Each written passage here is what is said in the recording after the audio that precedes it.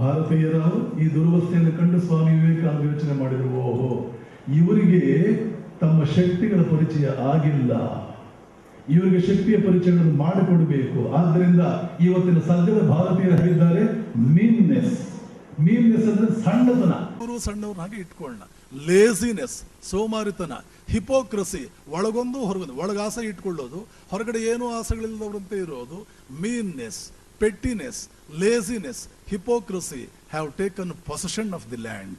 ಇಡೀ ದೇಶವನ್ನು ಆವರಿಸ್ಕೊಂಡ್ಬಿಟ್ಟಿದೆ. Can an intelligent man look at all this and remain quiet? ಒಬ್ಬ ಬುದ್ಧಿವಂತ ಮನುಷ್ಯ ಇದನ್ನೆಲ್ಲ ನೋಡ್ಕೊಂಡು ಸುಮ್ಮನೆ ಕೂತ್ಕೊಳ್ಳೋಕ್ಕಾಗುತ್ತಾ? Does it not bring tears to the eyes? ಕಣ್ಣಲ್ಲಿ ನೀರು ಬರಲ್ವಾ ನನ್ನ ದೇಶದ ದುರ್ವಸ್ಥೆ, ನನ್ನ ಸೋದರಿಗಿರ್ತಕ್ಕಂಥ ಈ ದುರ್ವಸ್ಥೆ ನೋಡ್ತಾ ಇದ್ರೆ? Does it not bring tears to the eyes? Therefore I say I want to rouse the inherent power of the Atman inside by sending young monks all over the country who will preach them the message of divinity, message of strength, message of self-reliance and message of infinite possibilities hidden up inside the human coil. ಒಬ್ಬ ಮನುಷ್ಯನ ಶರೀರದ ಒಳಗಡೆ ಹುದುಗಿರ್ತಕ್ಕಂಥ ಅನಂತ ಶಕ್ತಿಗಳು, ಅನಂತ ಸಾಧ್ಯತೆಗಳು, ಅನಂತ ವೈಭವಗಳು. ಎಷ್ಟು ಶಕ್ತಿ ಇದೆಯೋ ಮನುಷ್ಯ ನಿನ್ನ ಒಳಗಡೆ, ಎಷ್ಟೆಲ್ಲ ಶಕ್ತಿ, ಅದರ ಕೇವಲ ಒಂದು ತುಣುಕು ಆಚೆಗೆ ಬಂದರೆ ಈ ಪ್ರಪಂಚಕ್ಕೆ ತಡ್ಕೊಳ್ಳೋಕ್ಕಾಗೋದಿಲ್ಲ. ಎಷ್ಟು ಶಕ್ತಿಗಳಿದೆಯೋ ಮನುಷ್ಯ, ನಿನಗೇನಾಗಿದೆ ದುರ್ವಸ್ಥೆ, ಬಾ ಆ ಶಕ್ತಿಗಳನ್ನ ಆಚೆಗೆ ತೆಗೆದುಕೊಂಡು ಬಾ, ಬ್ರಿಂಗ್ ಇಟ್ ಔಟ್, ಆಚೆಗೆ ತೆಗೆದುಕೊಂಡು ಬಾ, ಅಸರ್ಟ್ ಯುವರ್ ಸೆಲ್ಫ್. ನಿನ್ನ ರಾಜತ್ವವನ್ನ, ನಿನ್ನ ಗಾಂಭೀರ್ಯವನ್ನ, ನಿನ್ನ ಮಹತ್ವವನ್ನ ಪ್ರತಿಷ್ಠಾಪಿಸು. ರಾಜನಂತೆ ಮೆರಿಬೇಕಾದವನು. ಯಾಕೆ? ನಿಮ್ಮ ತಾತ ಮುತ್ತಾತಂದಿರು ಪ್ರಪಂಚಕ್ಕೆ ರಾಜರಾಗಿದ್ರು, ಅದೇ ರಕ್ತ ನಿಮ್ಮಲ್ಲಿ ಹರಿತಾ ಇದೆ. ಆವತ್ತು ಅಲೆಕ್ಸಾಂಡರ್ ಇಂಡಿಯಾ ದೇಶಕ್ಕೆ ಬರಬೇಕು ಅಂತಂದಾಗ ಅವನ ಗುರು ಅರಿಸ್ಟಾಟಲ್ ಹೇಳಿದ್ದೇನು ಗೊತ್ತಾ? ಇಂಡಿಯಾ ನೀನು ತಿಳ್ಕೊಂಡಿರೋ ಹಾಗೆ ಪರ್ಷಿಯಾ ದೇಶದ ಹಾಗೆ, ಈಜಿಪ್ಟಿನ ಹಾಗೆ ಅದು ಯಾವುದೋ ಸಾಮಾನ್ಯ ದೇಶ ಅಂತ ತಿಳ್ಕೊಳ್ಬೇಡವೋ, ಅದು ಜ್ಞಾನಿಗಳಿಂದ ತುಂಬಿ ತುಳುಕಾಡ್ತಾ ಇರ್ತಕ್ಕಂಥ ದೇಶ, ಜ್ಞಾನಿಗಳಿಂದ ತುಂಬಿ ತುಳುಕಾಡ್ತಾ ಇರ್ತಕ್ಕಂಥ ದೇಶ. ಒಬ್ಬ ಇಂಡಿಯನ್ ಒಂದು ದೇಶದ ಚಿತ್ರವನ್ನೇ ಬದಲಾವಣೆ ಮಾಡ್ತಾನೆ. ಒಬ್ಬ ಇಂಡಿಯನ್ ಒಂದು ದೇಶಕ್ಕೆ ಹೋದ ಅಂತಂದ್ರೆ ಆ ದೇಶದ ಭವಿಷ್ಯವನ್ನೇ, ಹಣೆ ಬರವನ್ನೇ ಬದಲಾವಣೆ ಮಾಡ್ತಾನೆ. ಅರಿಸ್ಟಾಟಲ್ ಸುಮ್ಮನೆ ಹೇಳಿದ್ನ, ಚೈನಾದಿಂದ ಹಿಡಿದು ಜಪಾನ್ವರೆಗೆ ಅವೆಲ್ಲ ಕೂಡ ಕಾಡು ಮೃಗಗಳಂತೆ ಬದುಕ್ತಾ ಇದ್ರು ಆ ಜನ. ಇಲ್ಲಿಂದ ಬೌದ್ಧ ಸನ್ಯಾಸಿಗಳು ಹೋದ್ರು ನೋಡಿ, ಒಂದೊಂದು ದೇಶಕ್ಕೆ ಬೌದ್ಧ ಸನ್ಯಾಸಿಗಳು ಹೋದ್ರು, ಒಂದೊಂದು ದೇಶದ ಚಿತ್ರವನ್ನೇ ಬದಲಾವಣೆ ಮಾಡಿದ್ರು. ಇದೆಲ್ಲ ಅರಿಸ್ಟಾಟಲ್ ಗೊತ್ತಿತ್ತು. ಆದ್ದರಿಂದ ಅಲೆಕ್ಸಾಂಡರ್ ಹೇಳ್ದ, ನೀನು ಬರುವಾಗ ಒಂದು 4 ಜನ ಅಲ್ಲಿಯ ಫಿಲಾಸಫರ್ಸ್ ಕರ್ಕೊಂಡು ಬಾ, ಅಲ್ಲಿಯ ತತ್ವಜ್ಞಾನಿಗಳನ್ನ ಕರ್ಕೊಂಡು ಬಾ, ನಿನ್ನ ಗ್ರೀಸ್ ದೇಶ ಉದ್ಧಾರ ಆಗುತ್ತೆ. ಅಲೆಕ್ಸಾಂಡರ್ ಕರ್ಕೊಂಡು ಹೋದ. ಹೀಗೆ ಸ್ವಾಮಿ ವಿವೇಕಾನಂದರ ಮಾತಿನಲ್ಲಿ ನಾನು ಒಂದೊಂದು ಕಾಲೇಜನ್ನು ಪ್ರಾರಂಭ ಮಾಡಿ ಮಹಾ ತತ್ವಜ್ಞಾನಿಗಳಾಗಿರ್ತಕ್ಕಂಥ, ತ್ಯಾಗಿಗಳಾಗಿರ್ತಕ್ಕಂಥ ಯುವಕರನ್ನು ನಿರ್ಮಾಣ ಮಾಡಿ, ಅವ್ರು ಒಬ್ಬೊಬ್ಬರು ಒಂದೊಂದು ಊರಿಗೂ ಹೋಗಿ, ಮನುಷ್ಯ ನಿನ್ನ ಶಕ್ತಿಗಳು ಎಷ್ಟು ಅಂದರೆ ಒಂದು ತುಣುಕು ಸಾಕು ಪ್ರಪಂಚಕ್ಕೆ ತಾಳಿಕೊಳ್ಳೋದಕ್ಕಾಗೋದಿಲ್ಲ, ಒಂದು ತುಣುಕು ಆಚೆಗೆ ತೆಗೆದುಕೊಂಡು ಬಾರೋ, ಅದ್ಭುತಗಳೇ ನಡೆಯುತ್ತೆ ಎನ್ನುವ ಪಾಠವನ್ನ therefore I say I want to rouse the inherent power of the Atman. ಒಳಗಡೆ ಮಲಗಿರುವ ಸಿಂಹವನ್ನು ಬಡಿದೆಬ್ಬಿಸಬೇಕು. ನನ್ನ ಶಿಷ್ಯರು, ತ್ಯಾಗಿ ಸನ್ಯಾಸಿಗಳು ಊರೂರಿಗೆ ಹೋಗಿ ಇಂಥ ಕಾಲೇಜ್ ಮಾಡಬೇಕು, ಆದರೆ ದುಡ್ಡೆಲ್ಲಿಂದ ತರೋದು ಅಂತ ಯೋಚನೆ ಮಾಡಿ ವಿವೇಕಾನಂದರು ಆವತ್ತು ಕನ್ಯಾಕುಮಾರಿಯಲ್ಲಿ 3 ದಿನ ಊಟ ಇಲ್ಲ, ಒಂದು ತೊಟ್ಟು ನೀರಿಲ್ಲ. ಈ ದೇಶಕ್ಕೆ ಬಂದ ದುರ್ವಸ್ಥೆ ಅವರಿಗೆ ಅಷ್ಟು ಚಿಂತೆಗೀಡು ಮಾಡಿತ್ತು. ಅಮೆರಿಕಕ್ಕೆ ಹೋದರು, ದುಡ್ಡು ತಂದರು, ಅಲ್ಲಲ್ಲಿ ಈ ಮಠಗಳನ್ನೆಲ್ಲ ಮಾಡಿದರು, ಯಂಗ್ ಸನ್ಯಾಸಿಗಳನ್ನು ನಿರ್ಮಾಣ ಮಾಡಿದರು. ಹೋಗಿ ಊರಿಗೂ ಹೋಗಿ ಬಡಿದೆಬ್ಬಿಸಿ ಜನರಲ್ಲಿ, ನೀವೆಲ್ಲ ಸಿಂಹಗಳು, ಸುಮ್ಮನೆ ನಿಮ್ಮನ್ನು ಕುರಿಗಳು ಅಂತ ಭಾವಿಸಿಕೊಂಡು ಆ ಸಿಂಹತ್ವ ವೇಸ್ಟ್ ಆಗಿ ಹೋಗ್ತಾ ಇದೆ. ನಿಮ್ಮನ್ನು ಕುರಿಗಳು ಅಂತ ಭಾವಿಸಿಕೊಂಡು ಜೀವನವೇ ಹಾಳಾಗಿ ಹೋಗ್ತಾ ಇದೆ, ವ್ಯರ್ಥವಾಗ್ತಾ ಇದೆ. ಸಿಂಹತ್ವವನ್ನು ತನ್ನೇ ಆಚೆಗೆ ಅನ್ನುವಂಥ ಮೆಸೇಜ್ ಕೊಡಿ ಅಂತ ನಾನು ಹೇಳಬೇಕು ಅಂತ ವಿವೇಕಾನಂದರು ಭಾವಿಸಿದರು. ಇದು ಎಲ್ಲಿದೆ? ಇದು ಉಪನಿಷತ್ತುಗಳ ತತ್ವ. ವಿವೇಕಾನಂದರು ಹೇಳ್ತಾರೆ, ಭಾರತೀಯರೇ, ಗೋ ಬ್ಯಾಕ್ ಟು ಉಪನಿಷತ್ಸ್. ಹೋಗಿ ಉಪನಿಷತ್ತುಗಳ ಜೀವನ ಧರ್ಮ, ಜೀವನ ರಚನೆಗೆ ವಾಪಸ್ ಹೋಗಿ. ಆ ಉಪನಿಷತ್ತು ಏನು ಹೇಳುತ್ತೆ? ಮನುಷ್ಯನ ಶಕ್ತಿಯನ್ನು ಕ್ಯಾಲ್ಕುಲೇಟ್ ಮಾಡುತ್ತೆ.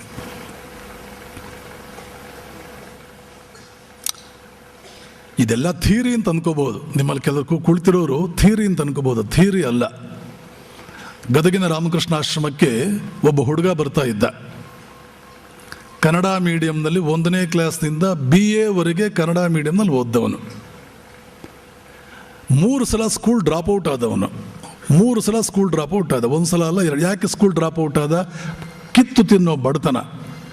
ಅವರಪ್ಪ ಎಲ್ಲೋ ಪ್ಯೂನು, ಒಂಚೂರು ಗಳಿಸ್ತಾನೆ.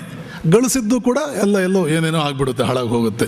ತಾಯಿ ಅಂಗನವಾಡಿನಲ್ಲಿ ಅಡುಗೆ ಮಾಡುವ ವ್ಯಕ್ತಿಗೆ ಸಹಾಯಕಳು, ಅಡುಗೆ ಮಾಡೋಳು ಅಲ್ಲ. ಅವಳಿಗೆ ದಿನಕ್ಕೆ 20 ರೂಪಾಯಿ ಡೈಲಿ ವೇಜು, 20 ರೂಪಾಯಿ, 600 ರೂಪಾಯಿನಲ್ಲಿ ಏನಾದರೂ ನಡೆಯುತ್ತಾ? ಸಾಲದಕ್ಕೆ ಗಂಡ ಏನು ಹೇಗೋ ಎಲ್ಲ ವೇಸ್ಟಾಗಿ ಹೋಗ್ತಾ ಇರುತ್ತೆ ಹಣ. 3-4 ಜನ ಮಕ್ಕಳು ಸಾಕಾಗುತ್ತಾ? ಆದ್ದರಿಂದ ರಜಾ ದಿನಗಳಲ್ಲಿ ಏಪ್ರಿಲ್ ಮೇನಲ್ಲಿ ಗೋವಾಗೆ ಹೋಗಿ ಅಲ್ಲಿ ಬಿಲ್ಡಿಂಗ್ ಕೆಲಸ ಮಾಡು, ಮತ್ತೊಂದು ಕೆಲಸ ಮಾಡು, ದುಡಿದು 2 ತಿಂಗಳು ವರ್ಷಕ್ಕಾಗುವಷ್ಟು ಫೀಸು, ಬಟ್ಟೆ, ಪುಸ್ತಕ ಇದಕ್ಕೆಲ್ಲ ದುಡಿದು ಪಾಪ ಏಪ್ರಿಲ್ ಮೇ ತಿಂಗಳಿನಲ್ಲಿ ಜೂನ್ನಿಂದ ಶಾಲೆಗೆ ಹೋಗಬೇಕು. ಇಂತಹ ದುರ್ವಸ್ಥೆ. 3 ಸಲ ಸ್ಕೂಲ್ ಡ್ರಾಪ್ಔಟ್ ಆದ ಕನ್ನಡ ಮೀಡಿಯಂ ಹುಡುಗ, ಅಪ್ಪ ಅಮ್ಮ ಹೀಗೆ. PUCಗೆ ಬಂದರೆ ಜಾಸ್ತಿ ಓದಬೇಕಾಗುತ್ತೆ ಅಂತ ಹೇಳಿಬಿಟ್ಟು ಗೋವಾಗೆ ಹೋಗದೆ ಗದಗ್ನಲ್ಲೇ ಬಾರ್ ಅಂಡ್ ರೆಸ್ಟೋರೆಂಟಲ್ಲಿ ಕೆಲಸ ಮಾಡಿದ. ರಾತ್ರಿ ಸಂಜೆ 6 ಗಂಟೆಯಿಂದ ರಾತ್ರಿ 1 ಗಂಟೆವರೆಗೆ ಬಾರ್ ಅಂಡ್ ರೆಸ್ಟೋರೆಂಟಲ್ಲಿ ಕೆಲಸ ಮಾಡೋದು. 1 ಗಂಟೆಗೆ ಮಲ್ಕೊಳ್ಳೋದು, ಬೆಳಗ್ಗೆ 6 ಗಂಟೆಗೆ ಹೇಳೋದು, 7:30ಯಿಂದ ಕಾಲೇಜು, 7:30ಯಿಂದ 12:00ವರೆಗೆ ಕಾಲೇಜಿಗೆ ಹೋಗೋದು, 12:30ಯಿಂದ 1 ಗಂಟೆವರೆಗೆ ಹೇಗೋ ಏನೋ ಮಾಡ್ಕೊಳ್ಳೋದು. ಹೇಗೆ ಓದಬೇಕು, ಏನು ಮಾಡಬೇಕು? ಈ ಹುಡುಗ PUCದಲ್ಲಿ ತಕ್ಕಮಟ್ಟಿಗೆ ಬುದ್ಧಿವಂತ. PUCನಲ್ಲಿ ಸ್ವಾಮೀಜಿ ನೆಕ್ಸ್ಟ್ ಏನು ಮಾಡಲಿ ಅಂತ ಕೇಳ್ದ. ನಾನು ಅವನಿಗೆ ಹೇಳಿದೆ, IAS ಮಾಡು. ಏನು ಸ್ವಾಮಿಗಳು ಹೀಗೆ ಹೇಳ್ತಾರಲ್ಲ, ನಮ್ಮ ತಂದೆ ತಾಯಿ ಎಷ್ಟು ಬಡವರು, ನಾವು ಕನ್ನಡ ಮೀಡಿಯಂ ಓದ್ಕೊಂಡು ಬಂದಿದ್ದೀನಿ, 3 ಸಲ ಸ್ಕೂಲ್ ಡ್ರಾಪ್ ಔಟ್ ಆಗಿದೆ, ಕೂಲಿ ಕೆಲಸ ಮಾಡಿ ಜೀವನ ಮಾಡ್ತಾ ಇರೋನು, ಇಂಥವನಿಗೆ IAS ಮಾಡು ಅಂತ ಹೇಳ್ತಾ ಇದ್ದಾರಲ್ಲ.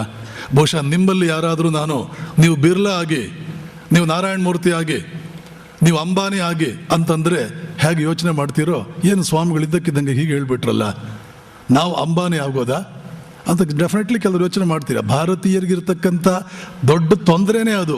ಹಿಮಾಲಯವನ್ನು ಕುಟ್ಟಿ ಪುಡಿ ಮಾಡು ಅಂತ ನಾನು ಹೇಳಿದ್ರೆ ನಾಳೆಯಿಂದ ನನ್ನ ಹತ್ರ ಬರೋದೇ ಇಲ್ಲ. ಚೆನ್ನಾಗಿ ನಿದ್ದೆ ಮಾಡು, ದಿನಕ್ಕೆ 4 ಸಲ ಬರ್ತಾನೆ. ನೋಡಪ್ಪ, ಹೇಗಿದ್ರು ಕುಂಭಕರ್ಣ ನಿಮ್ಮ ದೇಶದವನೇ. 6 ತಿಂಗಳು ಊಟ, 6 ತಿಂಗಳು ನಿದ್ದೆ, 2 ಪಾಯಿಂಟ್ ಪ್ರೋಗ್ರಾಮ್. ಆದ್ದರಿಂದ ನೀನು ಕೂಡ ಚೆನ್ನಾಗಿ ಊಟ ಮಾಡು, ಅದನ್ನು ಜೀರ್ಣ ಆಗೋದಕ್ಕೆ ನಿದ್ದೆ ಮಾಡು, ಜೀರ್ಣ ಆದಮೇಲೆ ಊಟ ಮಾಡು, ಊಟ ಆದಮೇಲೆ ನಿದ್ದೆ ಮಾಡು. ಬರೀ ಹೀಗೇನಾ ಅಂತಂದರೆ ಕಾಡು ಹರಟೆ ಹೊಡಿ. ಆ ಊರಿ ಮನಮೋಹನ್ ಸಿಂಗ್ ನನ್ನನ್ನು ಕನ್ಸಲ್ಟ್ ಮಾಡದೆ ಯಾವ ಕೆಲಸವೂ ಮಾಡೋದಿಲ್ಲ ಅಂತ ಕಾಡು ಹರಟೆ ಹೊಡಿತಾ ಇರು. ಮನಮೋಹನ್ ಸಿಂಗ್ ಅನ್ನುವ ಪದ ನಿಂಗೆ ಬರೆಯೋದಕ್ಕೆ ಬರೋದಿಲ್ಲ ಅಂತ ನನಗೆ ಗೊತ್ತು, ಆದರೂ ಈ ಕಾಡು ಹರಟೆ ಹೊಡಿತಾ ಇರು. ಇಷ್ಟು ಮಾತ್ರ ನೀವು ಹೇಳಿ ದಿನಕ್ಕೆ 10 ಸಲ ಸ್ವಾಮಿಗಳು ಅಂದರೆ ಹೀಗಿರಬೇಕು, ಮಠ ಅಂದರೆ ಹೀಗಿರಬೇಕು, ಹಿಮಾಲಯವನ್ನು ಕುಟ್ಟಿ ಪುಡಿ ಮಾಡೋ, ಸಮುದ್ರವನ್ನು ಕುಡಿಯೋ ಅಂತ ಹೇಳಿದ್ರೆ ಈ ತಂದೆ ತಾಯಿ ಅಂದರೆ ಕಳಿಸೋದಿಲ್ಲ. ಏನೇನೋ ಹೇಳಿ ತಲೆ ಕೆಡಿಸ್ತಾರೆ ಆ ಸ್ವಾಮಿಗಳು. ನಮ್ಮ ಮಕ್ಕಳಿಗೆ ಏನೇನೋ ಹೇಳಿ ತಲೆ ಕೆಡಿಸ್ತಾರೆ. ಎಕ್ಸಾಮಿನೇಷನ್ ಕಾಪಿ ಹೊಡಿಬೇಡ ಅಂತಾರೆ. IAS ಮಾಡು. ಅವನು ಕನ್ನಡ ಮೀಡಿಯಂ ಹುಡುಗ, ಅವನೇನು CBSEನ, ಅವರಪ್ಪ ಏನಾದರೂ ಪ್ರೈಮ್ ಮಿನಿಸ್ಟರ್, IAS ಮಾಡು ಅಂತ ಹೇಳ್ತಾರಂತೆ. ತಂದೆ ತಾಯಿನೇ ಮೊದಲು ಕಳಿಸಲ್ಲ ಆಶ್ರಮಕ್ಕೆ. ಆ ಹುಡುಗ ಗಟ್ಟಿ ಕುಳ ಆಗಿದ್ರೆ ಬರ್ತಾನೆ, ಜೊಳ್ಳ ಆಗಿದ್ರೆ ಅವನು ಬರೋದಿಲ್ಲ. ಆದರೆ ಇವನು ಗಟ್ಟಿ ಇದ್ದ.